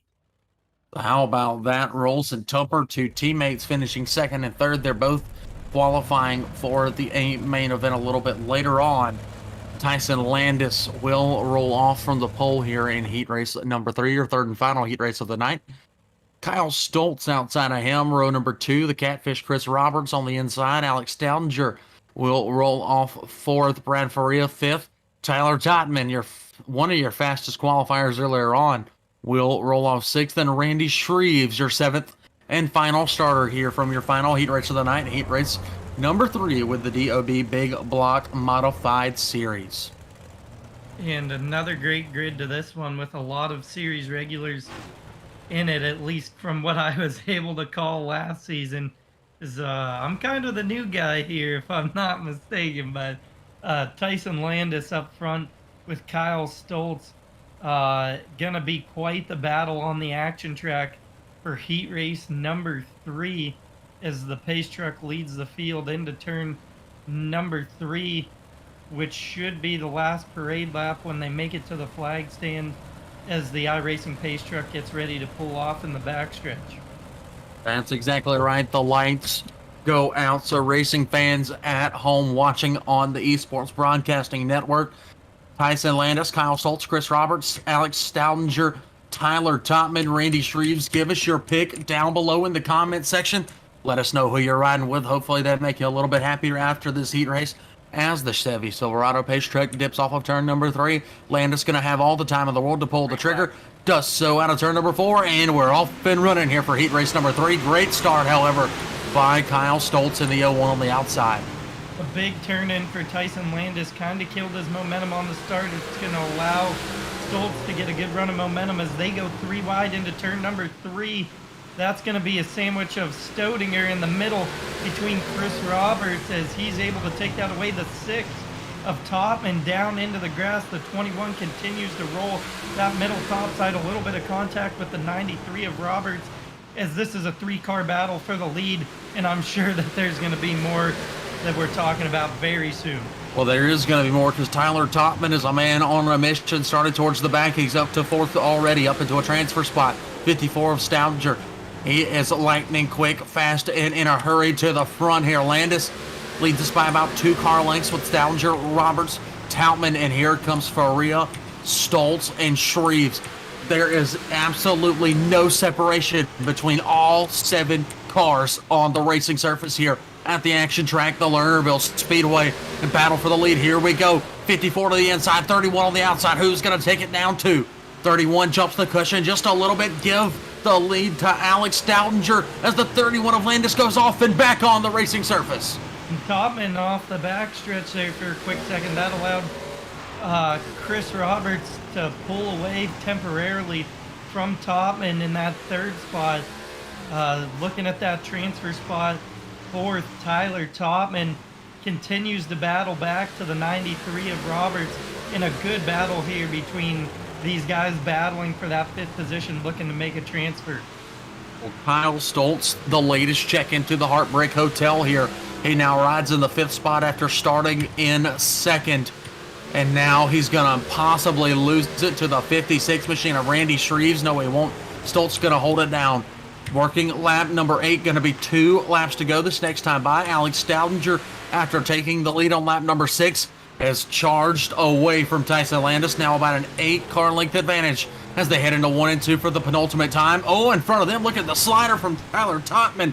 A slide job to Chris Roberts. Roberts not able to fire back as of yet, as he looks content to just ride it out and make the A main here. White flag this time. Big move there for Topman. Chris Roberts ever so patient, as we like to call him, the catfish bottom feeding down there. See if he can do something to get back forward. As Topman off the backstretch a little bit here, that's going to allow Chris Roberts to take a look Roberts to the inside. took it. And Chris Roberts Did not take it. Totman got it. Totman got the 3rd spot at the line there, Ben. From the eye test, it looked like that went to Roberts, but from the scoring monitor, it was Totman taking the 3rd spot by about 3/100ths of a second over Chris Roberts. Again, it was Alex Stoudenger's number 54 winning heat race number 3. Tyson Landis finished 2nd. Totman 3rd, Roberts 4th, Stoltz 5th, Shreve 6th, and Faria 7th here, as I believe the C and B mains were skipped, and all 21 cars, I believe it was, or all 21 cars will make the main event. And 3 heat races, 3 absolute thrillers, Ryan. Lernerville Speedway not disappointing for the big block modifieds here tonight, as we see a little bit of a redraw starting to take effect. Some cars pulling up to the grid for a dash. Do you know how many laps that is, Ryan? Well, they do not do a dash here with the big block modified series. They just do the redraw for the main event. So these guys going through their numbers. And while they do that, we'll take a second to look at, again, as I was watching my other screen, Eldora, some crazy racing going on over there, but here at Lernerville, some even better racing. And then tomorrow night, you could catch us back on the asphalt at the Daytona International Raceway for another round of the Circle B Diecast Super Speedway Series. Saturday night, you will see bottom split bingo here on the ESPN family of networks. Not sure who's going to be on the call for that one just yet, but it will be an absolute blast. So tune into bottom split bingo when it is a thing. And then Sunday, the Italian Grand Prix will be live with the Majors American Sportsman Division from Monza. So keep tuned here on ESPN for the next couple of days, and we'll carry you through the weekend and into next week's work week. But tonight, just about done with the redraw here, and we'll see where everybody's going to line up. But how about it, Ben? This has been an absolutely amazing event. Don't mind the fact that the race earlier got packet lost away from existence, but this one so far has been an entertaining event, to say the least. Absolutely, and I would say to this point, the most recent update for iRacing, these guys look like they're enjoying it so far, as it has created quite a bit of exciting racing here with the big block modifieds, and what we got to see of the sprint cars was certainly quite a bit of fun, as these guys taken to the track for a little bit of a warm-up session here.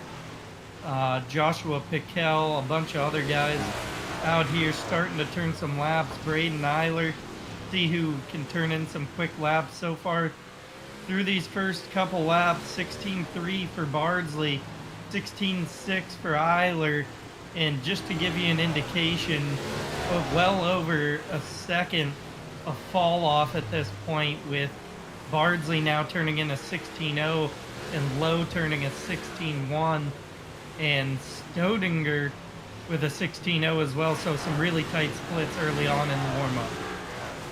Oh, that is exactly right. Here is really quickly, while these guys go through their warm-up, let's take you back and re-look at last week. Of course, we were at the Volusia Speedway Park, the fastest half-mile dirt track in the world. Your winner was Mason Hannigan, of course. And let's see, behind him latest race results, and we'll look at it. Mason Hannigan, Andrew Clark, the number 98 car, finished second from the 7th starting position. Braden Eiler finished 3rd. Mike Keegan 4th. Zach McLaughlin 5th. Randy Shreves finished 6th. Chris Roberts 7th. Jeremy Prey was 8th. John Bregman was 9th. And Jonathan Lowe was 10th at Volusia. The unfortunate part is no Mason Hannigan appearance here tonight at Lernerville. No Jeremy Prey either here tonight so far. So, if I'm not mistaken, these guys do get a couple of drop races, if I'm not mistaken. But gotta figure a little bit of that coming into play with the advancement of the 410 sprint cars and starting the big block modifieds a little bit early as some more lap times shaping up as these guys chip well under the 16-second mark now. 15.726 for Eric Tupper. I'm gonna go ahead and probably not the boldest statement as we look to advance over to the feature and say we have an absolute thriller brewing on our hands here at Lernerville tonight. Oh, that is exactly right. And we're going to have just as much, if not even a better one, next week as the Big Block Modified Series ventures to the Cedar Lake Speedway. That one is going to be an absolute blast. We go from Cedar Lake on the 16th to Eldora on the 23rd. So your next 2 races with the Big Block Modified Series, absolute bangers on tap for the DOB Big Block Modifieds. But here we go, ladies and gentlemen, the moment that you've all been waiting for, your starting lineup for your 50-lap feature event here with the DOB Big Block Modified Series rolling off from the pole. Not exactly sure yet, so we'll jump to the 11th starting spot, where it will be Zachary Bardsley. 12th will be Chris Roberts. 13th will be Jeff Sharp. 14th, Richie Preston. 15th, Kyle Stoltz. 16th, Zach McLaughlin. 17th, John Bregman. Randy Shreves, Russell Berry, Brock Harris, Brad Faria, Jonathan Lowe, Tyler Vickery, rounding out your field of 23 cars. And in just a moment, they will realign, and we will see your top 10 starting cars here from the Lernerville Speedway. But again, we go to Cedar Lake next week, Eldora on the 23rd, Kokomo on the 30th, and then into October, Knoxville, USA, Weed Sport, and Lima Land for your October schedule. That sounds absolutely mouth-watering. Williams Grove and Fairbury will be your 2 tracks in the month of November, and then in December, on the 2nd, we'll go to Lanier. On the 9th, we'll go to the Bristol Motor Speedway Dirt Track. And then to round out the season on December 16th, we will be at the dirt track at Charlotte. So a good way to spend my birthday on the final night of the DOB 410 Sprint Car and Big Block Modified seasons from the dirt track at Charlotte. But here we go. Looks like they are realigning here. And your top 10 will be as follows. Tyler Totman redrawing the pole here, with Patrick Spangler to his outside of row number 1. Row number 2, Tyson Landis in the 31 machine. Alongside him, the X of Mike Keegan. Back behind them, it'll be Alex Stoudinger in the number 54, alongside Eric Tupper in the 115. Then you find the 11 machine of Zachary Bardsley alongside the 33 of Joshua Paquel. And then it goes where we left off, Chris Roberts, Braden Eiler leading us from the 11th spot on back. The iRacing pace truck gonna make its way off the track in the back stretch, if I'm not mistaken. He will peel off. Tyler Topman in the 6th, leading the field of Big Block Modifieds into turns 3 and 4. He will have the first say-so to that loud pedal, and he does just that. Tyler Topman leading the Big Block Modifieds into turn number 1. And then behind him, no shortage of action. It's a Hornet's nest back behind Tyler Totman. Spangler, Landis, both there in 2nd and 3rd, and then 2 and 3 wide all the way back to the very back of the field. Stoltz, Sharp, McLaughlin, Roberts, Rolls, and Andrew Clark, as there's a big pile up between the 11, the 115, the 01 of Stoltz. Everybody and their mama involved in caution here on lap number 2. And Braden Eiler, he was on the move early. He got a little bit tied up there in that one. take a look back at exactly what happened here. There's some contact between Bardsley. Between the 33 machine of Joshua Piquel, the 115 of Eric Tupper, and Zachary Bardsley in the 11. Tupper ended up going for an absolute ride here as he got punted by the 01 machine of Kyle Stoltz. I believe there are a couple more cars involved. That was an absolutely insane caution to start us out here tonight at Lernerville. And Bardsley going to be credited as the source of that caution with an EOL. The 11 of Bardsley going to have to go to the end of the longest line, so a tough break for Bardsley after having put together a really solid night so far. Doesn't shuffle things up too bad at this point. Still going to see Topman and Spangler on the front row, followed by Tyson Landis and Mike Keegan, as the iRacing pace truck lights are out, and he's going to dip for the pits right now. That is exactly right. I believe the truck is dipped off. We're going to go back green this time.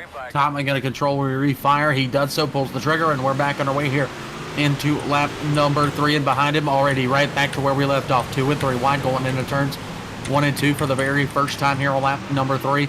And the lead is being almost challenged as the 51 of Spangler, the X of Keegan, the 31 of Landis. They all pull up behind your leader, Tyler Topman. And a pack of cars behind Keegan. The 21 of Stodinger has a lot of speed in that car tonight. Tyson Landis using the cushion to his advantage as they go 3 wide off of turn number 4. Gonna give it to the 0. We got one flipping here, Ben.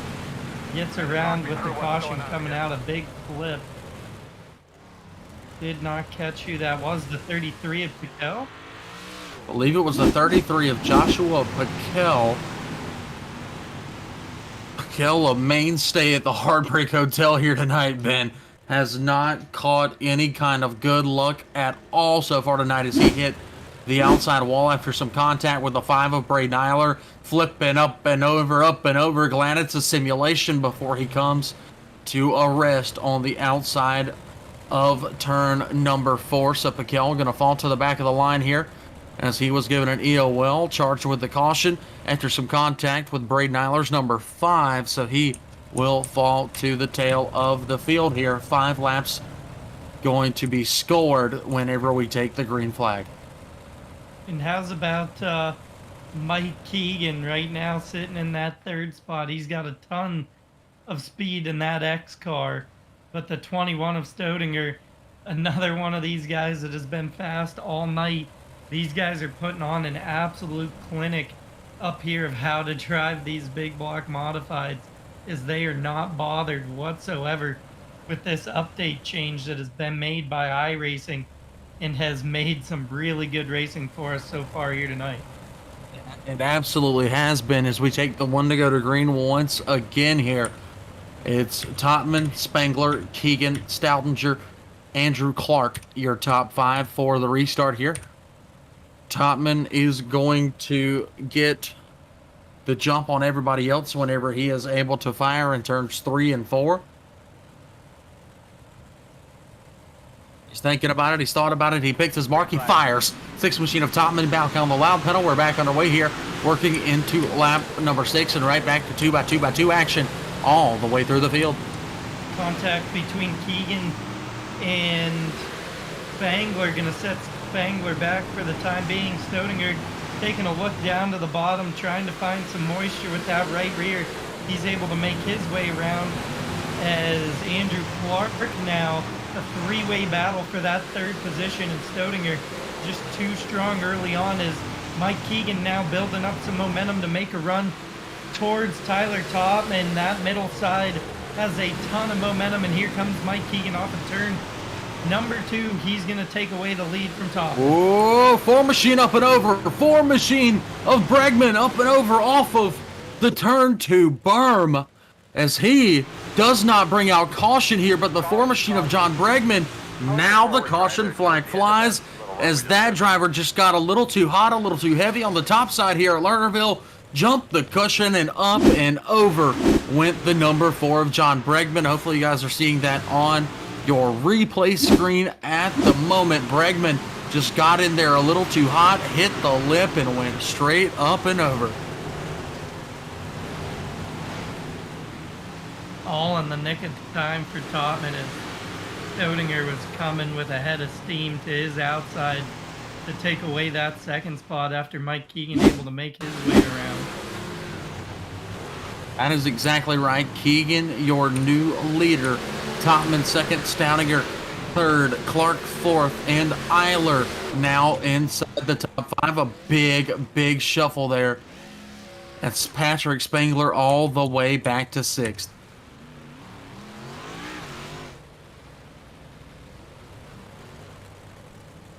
So it looks like it was, in fact, Kyle Stoltz who brought out the caution as he is back in his pit for the time being. So Bregman may have gone off of the track, but Stoltz was the driver that brought up the caution here as he ended up on his lid on the front straightaway last time by, as the 1 to green is taken this time by your leader, Mike Keegan. Yes, that's for certain. Keegan leading the field down the backstretch one last time under caution here with the 6 of Topman to his inside into turn number 3. Mike Keegan gonna have the go-ahead for the loud pedal here on that top side. A good jump and a little bit of a shuffle off the start. Really gonna bunch these guys up going into turn number 1. Well, that it is. They're still 2 and 3 wide behind your leaders here. 4 wide coming out of turn number 2. 17 Machine of Rolls contact there with the 20 of Low. Low not giving an inch. Rolls realizing that he's going to hemorrhage some spots all the way back to about the 12th spot here. Everybody chasing leader Mike Keegan. Everybody hot on his heels down the backstretch. Absolutely. It's tough to take your eyes off of it. Topman, Stodinger, and Clark battling it out as the 5 of Eiler off the top side of turn number 4. See if that brings out a caution here for the time being. It will not, as the 6 of Topman able to solidify that second spot over Stodinger. And a couple of guys still going to work. Chris Roberts having a really good run catfishing around the bottom. Zach McLaughlin all the way from 16th to 6th. What a run as he's got his eyes set on Spangler. That he does. As your leader continues to be Keegan. Right behind him, battle for the second spot. Topman not exactly looking how he did at the very beginning of this race, as he's now being challenged by Alex Stoudenger's number 54. Stoudenger slide job up into the face of the 6 machine. Topman back to the inside, looking for a slide job of his own, going into 1 and 2. Stoudenger not going to let him have it. He shut off the lane. Contact 54 up and over the berm. Topman forcing Stoudinger off the track. Andrew Clark now with a good run to the top side of 6. Looks like he's going to be able to take away this second spot if he can hold on to the momentum. He does, going to use the cushion to his advantage. Andrew Clark to that second position. And these guys continuing to battle and work their way towards Mike Keegan. Andrew Clark scored in the second position temporarily as these guys just continue to go at it. Taking a look behind them, Patrick Spangler sitting 4th. Zach McLaughlin from 16th to 5th. Easily our biggest mover of the race. Chris Roberts sitting 6th. Alex Stoudinger able to recover and only lose back to 7th. Richie Preston in 8th. Randy Shreves in 9th. And Brock Garris now making his way into that 10th spot. So Eiler now out of this race. Yellow flag will wave here. Tyler I Vickery. think it was Tyler Vickery's number 2 machine. Just sending it in a little bit too hard into turn number 1. Washed up and luckily able to make his way out of the danger path of the leaders coming around. Boy, Mike Keegan had to have been grasping that wheel a little extra hard there with an eyeful of a number in the form of the number 2 of Tyler Vickery. Well, that's one of those moments you just clinch up and drive, and that's exactly what Mike Keegan did there. Able to get around the two machine with no incident. So that was a good little chunk there of the race, now working lap number 19. Gonna be lap 20 whenever we go back green. A couple of cars off the lead lap pace here include, let's see, Eric Tupper back on the racing surface. He is 3 laps down. Braden Eiler now exited the track. He is 4 laps down. Kyle Stoltz 9 laps down. But your top 5 right now: Mike Keegan, Andrew Clark, Tyler Totman, Patrick Spangler, and Zach McLaughlin. A tremendous run for McLaughlin so far. Has picked up 11 spots. Absolutely. What a run from him, and a handful of other guys. Randy Shreves from 18th to 9th. And a couple other guys. In the Garris form from of Brock 20th to Garris. 10th here. Yep. So Really, a great really run for good him. runs. Oh yeah, Yeah, really extremely good runs here. Is the pace truck, Ben? It's pulling off this time. Keegan chose the outside. He's got Clark to the inside here as he fires. They fire simultaneously. The green flag flies once again. Here we go. Clark with a big move to the bottom. See if he can make it stick. A good run as they're going to go door to door down the backstretch. This had to have been Mike Keegan's biggest fear, as Clark on an absolute tear last week and a really good run so far here this week. They continue to go 2 by 2 in the form of Keegan, Clark, Topman, and Spangler still going at it here for that top 4 positions. Yes, sir. This battle for the 3rd and final podium spot is absolutely heating up between Topman and Spangler. Contact back behind these guys. 31 machine of Landis right in front of a car that just fell off of the racing surface. We got one off on the back straightaway. Not exactly sure who it is, as caution does not wave here. As Keegan continues to lead, the battle for 3rd is subdued for a second as Chris Roberts makes a pass for 4th going into turn number 3 to the bottom side of Tyler Totman. Behind them, it looks like the, I believe it was the 25 machine battling with the 54. Roberts back to the top side here, not where Chris wants to be.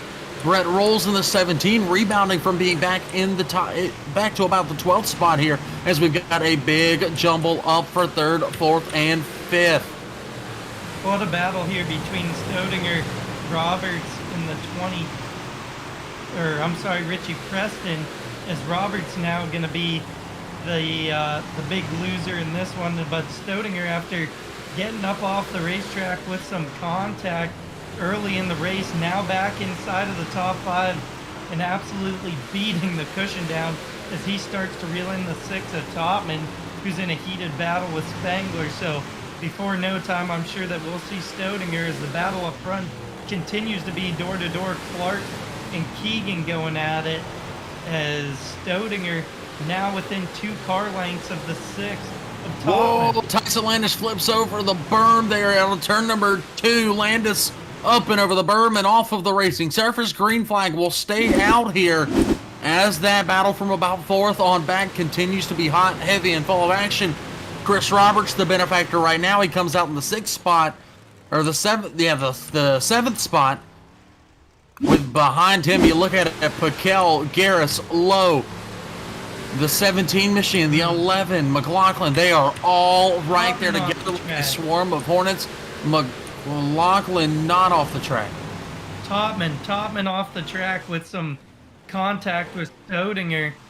After that's what we saw early on. It was Topman into Stodinger, and now Stodinger into Topman, sending Topman off the track. But a good battle raging on here inside of the top 5. All these guys under a blanket. More contact. Big wreck, Stodinger big and wreck. Preston. Contact puts Preston into the wall and flipping. Big So one here. Yeah, Richie Preston, a little bit of contact there, battling for position, and up and over he went, but luckily lands right back on the wheels, and the 25 will be able to continue on here. So that was a tough break for Topman, but the biggest loser out of all of that, checking into the Heartbreak Hotel at the back of the pack, Richie Preston's 25. got to be looking here. I mean, I never like to make a call quite like this, but Stodinger and Topman having some contact really early on in the form of Tapman into Stodinger, and then Stodinger coming back up and giving it back to him, and then Preston getting tangled up in that. So we'll see what comes of it here out of race control, if anything at all. But clearly some grudges on the racetrack getting worked out in the old-fashioned way with some bare knuckles. That is right. The gloves came off there for a moment, but these guys now have to settle down, recover, and recoup for another restart here at the Lernerville Speedway. 31 laps going to be in the books. Keegan going to choose the outside once again. Clark, Stoudinger, Spangler, and Roberts, I believe, going to be scored in the top 5, with Zach McLaughlin right there as well as Jonathan Lowe, Brett Rolls, Joshua Piquel, Brock Garris also in the top 10. So 98's going to try and time up this restart just perfectly once again, as he did the last time these drivers had a restart. And look at that 54 on the outside. He's trying to time it up as well. Doesn't quite do it. The X of Keegan on the loud pedal. Good jump for Clark down to the inside. It's a drag race down into turn number 1. That high side momentum going to pay its dividends for Mike Keegan. Stodinger able to solidify that 3rd spot, and he's looking for more. Is there almost 3 wide and a gaggle of cars behind him? Looked like some contact back there. Didn't look like anybody went around. Is now that battle continuing to heat up front between these couple of cars. Stodinger able to make his way into the 2nd spot around Clark. Also going to allow McLaughlin with one of the biggest moves of the race up into the top 3 from 16th, and looking for 2nd from Stodinger. Well, Zach McLaughlin has an absolute hot rod here tonight at Lernerville. He's gone, man, oh man, Ben, he has gone from the 16th spot. He now finds himself in a podium spot in 3rd. Behind him, Andrew Clark's lost 2 positions in 2 laps, and now Mike Keegan, a mirror full of Alex Stoudinger.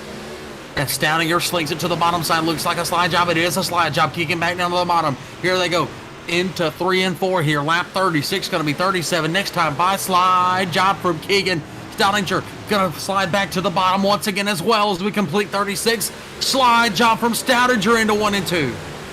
Trading sliders back and forth. Zach McLaughlin salivating at the mouth as all this goes down. Crossover move from Keegan. Going to return it. Going to stick to the bottom and give Stoudinger that top side. The high side momentum gonna pay off for Stoudinger as this 3-car battle for the lead is ever so heated up here, Ryan, and they continue to slug it out. Slug it out until the caution flag flies here on lap number 38. Gonna bring us to a screeching halt once again. It was Stoudinger and Keegan having an absolutely amazing battle with Zach McLaughlin back there licking the lips, wanting to get into the mix. I believe, let's see if we can go back and take a look at the caution very, very quickly. I believe it may have been on the 66 machine of Brock Garris getting tangled up with the 6 of Tyler Totman. Ended up seeing Garris go around in circles, do a little do-si-do in turn number 2. A little bit too hot coming in there from Topman. Catches the bumper of Garris, and it's send him around, so a tough break for Garris after having to move back quite a bit, if I'm not mistaken, after the start of this one. Actually started 20th all the way up to 10th. See where that's going to score him out. But a couple of guys that had some tough luck early on. Joshua Piquel now up to 9th, so a couple of guys turning unfortunate into fortunate. And if I'm not mistaken, I saw Braden Eiler come back onto the track, now making his way back into pit lane. Yeah, Braden Eiler probably going to hang it up for the night here. So it looks like Mike Keegan now in 2nd. He's going to have to test out the bottom, see if there's anything down there to try and retain or get his lead back as the iRacing Chevy Silverado base truck dips off the turn number 3 as the 54 wastes no time at all. Stoudinger on the loud pedal. We're back underway here into lap 39, coming up on 10 laps to go in a moment. Look on the bottom side, it's the 11 of Zach McLaughlin, now trying to get around the X of Keegan. And that battle heating up there. You also have Andrew Clark now working on the top side, as that's going to put McLaughlin stuck on the bottom. He's able to take away that third and final podium spot as we make our way to 10 to go here. And things continuing, the 51 of Patrick Spangler now throwing his hat in the ring. So Spangler now in the mix as well, fighting with the 11 of McLaughlin. Your top three starting to spread out just ever so slightly. 98 still keeping the X machine in his sights. Caution flag again here, Ben. All on you, man. All Mikel going into turn number 3, a little bit of contact with the 20 car. That was a huge hit for Joshua Mikel, a bit of contact, and then careening off of turn number 3, and deadly force hit with the outside retaining wall here at the Lernerville Speedway. So a big hit for Joshua Mikel just might put an end to that driver's night, unfortunately, but it looks as if he's going to try and keep on here. Now missing a hood scoop and a hood piece here for the number 33 as he pulls it off the back straightaway. Let's see what Mikel decides to do. He's going to pull it on in for the night. So Heartbreak Hotel checking in for Joshua Mikel. It's been by far the storyline of our evening here between the 410s and the big blocks has been the Heartbreak Hotel, and it just continues to claim residence. But a couple of guys able to make their way around this. Stoudinger with a very good run here tonight so far after getting shuffled back, almost back to 10th, I believe it was 7th. Exactly. Stoudinger he went from the penthouse to the outhouse, and now he's back from the outhouse to the penthouse here, leading this race. 42 laps in the books. It's going to be 8 laps to go when we restart. He's got Keegan. Keegan's been up there this entire time. Clark, a consistent challenger here with the DOB Big Block Modifieds, and then behind him, McLaughlin, another driver that went from the outhouse to the penthouse here. He's up in the top 4. Who's going to take it? 8-lap shootout to find out. Stoudinger on the loud pedal. Stoudinger with the single file restart going to be able to pull a couple of car lengths over Keegan. And then you got Clark battling with Zach McLaughlin for that final podium spot, as things just going to continue to heat up over these last 6 laps as we get down to crunch time. 7 right now, going to be 6 next time by Stoudinger. Now about a 8-9 car length advantage, but the battle for seconds heating up. 98, 11, X Machine, and the 51 all go to battle. It's a 4-car battle for the second spot here. Enter 17 of Brett Rolls into the mix as well. Behind Rolls, we have the 20 of Jonathan Lowe now starting to take a look. If any of these guys make a mistake, we very well could see a surprise to the podium, as big moves happening up front between Zach McLaughlin and Andrew Clark. That battle for that third podium spot heating up. Clark to the outside, McLaughlin to the inside, door to door, lap after lap.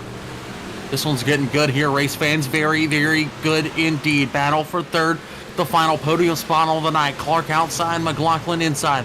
McLaughlin gonna shove the nose just a little bit in turn number 3. He's gonna have to pull up behind Clark once again. Now he's gonna hammer the outside here at the Lernerville Speedway. We saw inside racing for a while. Now it's right back to the berm here at the place that Don Martin built.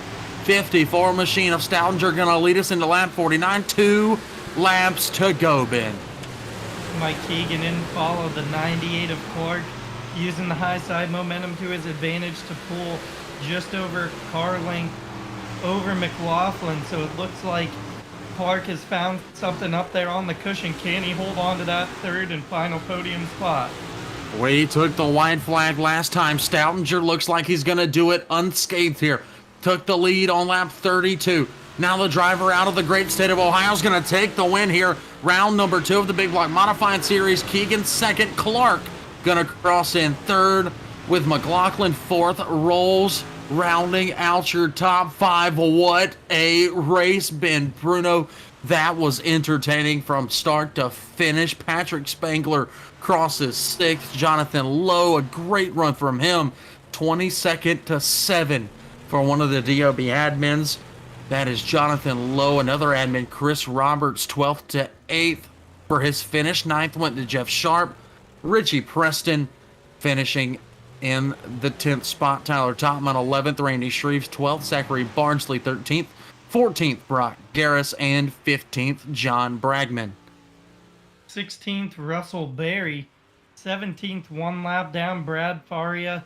3 laps down, and 18th, Eric Tupper. Joshua Piquel retiring a little bit early after that last accident, straight into the wall. 19th, Tyson Landis in 20th. Tyler Vickery in 21st. Braden Eiler in 22nd. And Kyle Stoltz rounding out the field in 23rd. So that does it for your race lineup. The finishing order here for the DOB Big Block Modifieds. And now awaiting our winners on the night to come join us here in the broadcast booth for their interviews. That'll be your podium, including Stoudinger, Keegan, and Clark, your top 3 finishers from the night. But Ben, what a night we just witnessed here. Unfortunate news with the 410 sprint cars, the way that one concluded, but it led to an extremely entertaining Big Block Modified race here at the Lernerville Speedway. And I do not believe I'm seeing any of our winners so far. So real quick, we'll go over the schedule for the remaining week here on ESPN. Remember, guys, tune in tomorrow night for the Circle B Diecast Super Speedway Series live from the Daytona International Raceway, as well as Saturday night we will have Bottom Split Bingo here on the channel. You can find, I believe, Sam and a couple other people on the call for that one as they scrounge the depths of week 13 here on the iRacing servers. And then on Sunday evening, the Majors American Sportsman Division live from the Italy Grand Prix over at Monza. Still don't believe we have any of our winners just yet. Gonna give them just another moment here.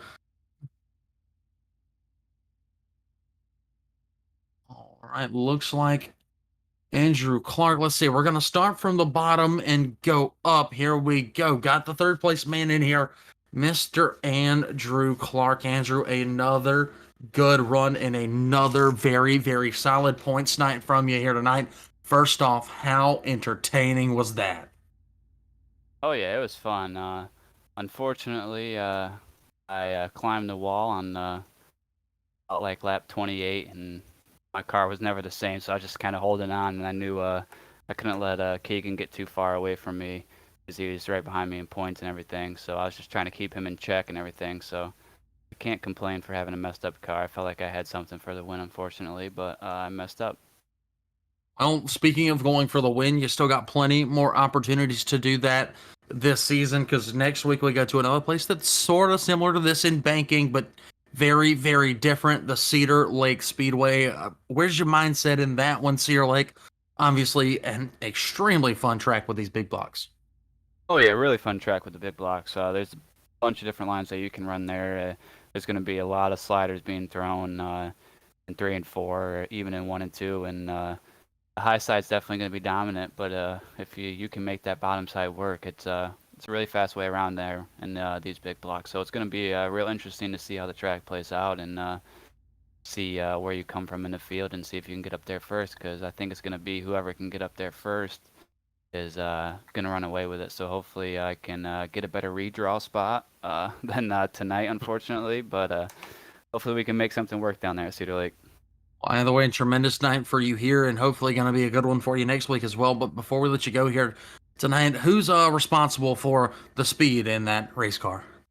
I gotta thank my team XMR. They do a lot for me, and they push me every day to get better and better.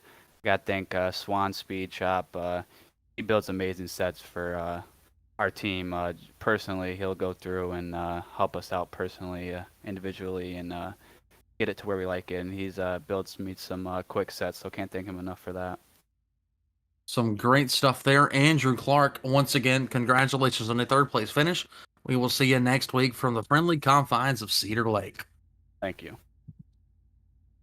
So again, that was Andrew Clark, and I do believe we head back down to pit side, where Mr. Ben Bruno is standing by with second place finisher tonight, Mike Keegan. Mike, a great run for you here tonight in an absolute action-packed race. Take us through what it looked like for you in the driver's seat. Yeah, that was a lot of fun. Me and my buddy Alex we're both on Mike Keegan iRacing, so me and my and also Zach McLaughlin. So it's cool to have all of us up there racing, and especially get a 1-2 for the team. But yeah, I took the lead early, about running around almost the top, about a lane off, and I drove away, and then I was had nearly about a little less than a straightaway or so, and a yellow come out, which sucked. That put Alex in a good position to make a move, and he pounced, and I really couldn't do nothing. He was the faster car. He was running the lines better that you had to run, and just if that caution doesn't come out, I probably win the race. But it was a lot of fun, especially getting a 1-2 for Mike Keegan Racing, and was really fun, and can't wait for next week.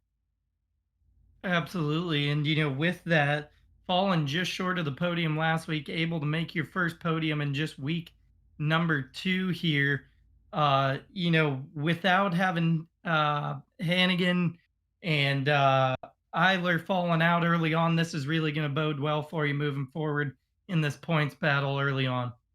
Yeah, last season I run second in points, and it came down to the last race, so I kind of wanted to run for points again. But when the real race season in the middle of summer and spring and fall, when that comes up, I have to put iRacing aside to focus on that.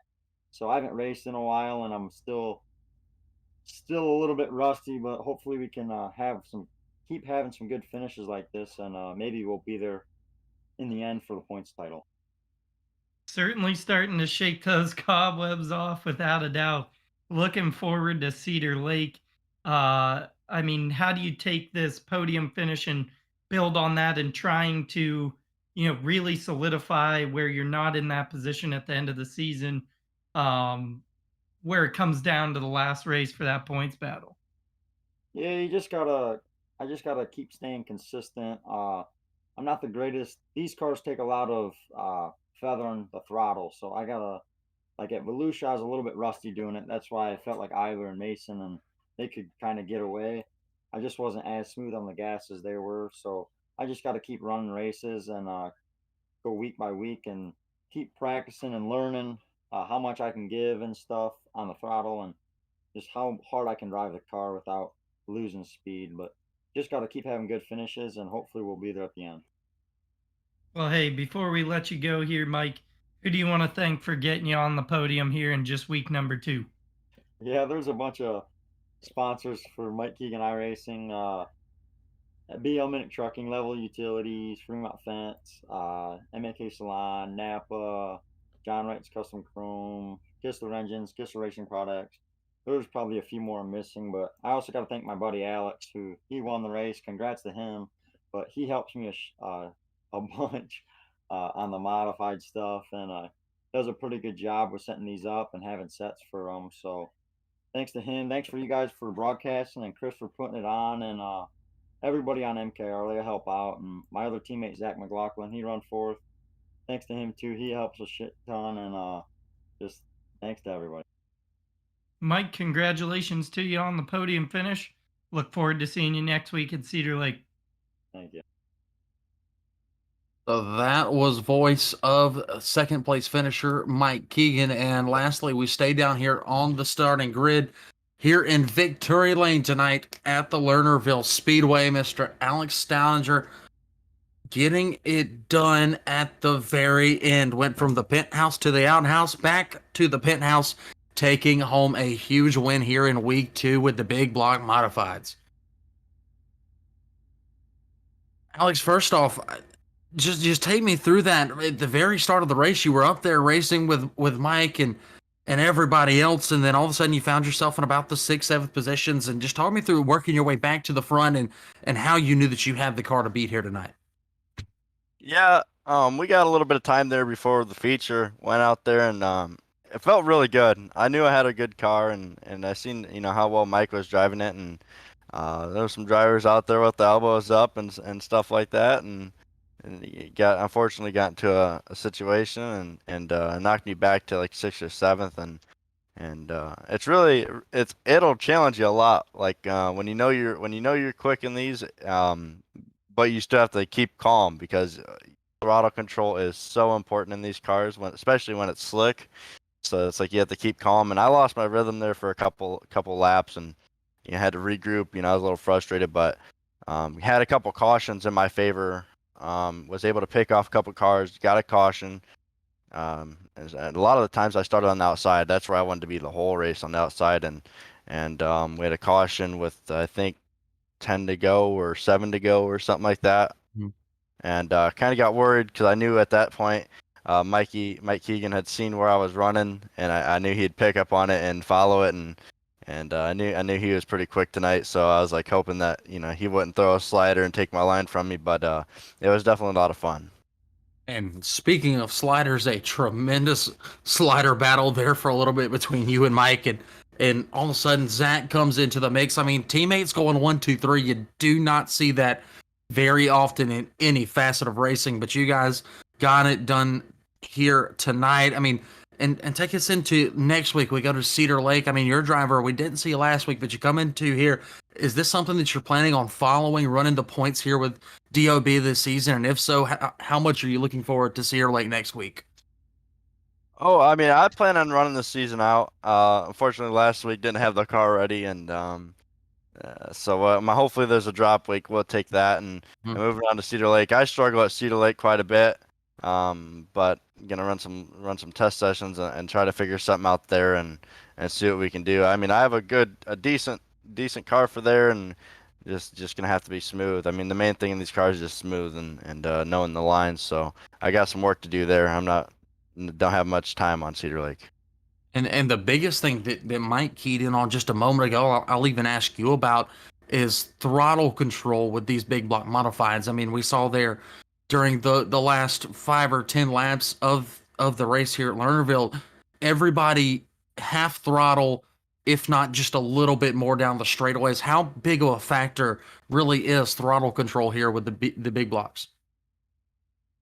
I mean, I almost want to say it's almost more important than the setup itself. I mean, you could have the best setup on the available, and if you're spinning tires, you're not going nowhere. So, I mean, throttle control in the big blocks is like 99.9% of everything with these cars is throttle control, and even more than that, I would say even more than that is like what's it called? Humbleness. Like you got to stay on it. When you're racing next to cars, your instinct is just to floor it, to beat them down the straightaway. You can't do that because it's slower. So you really gotta, work on just humbling yourself and doing that. And once you figure it out, it's so much fun.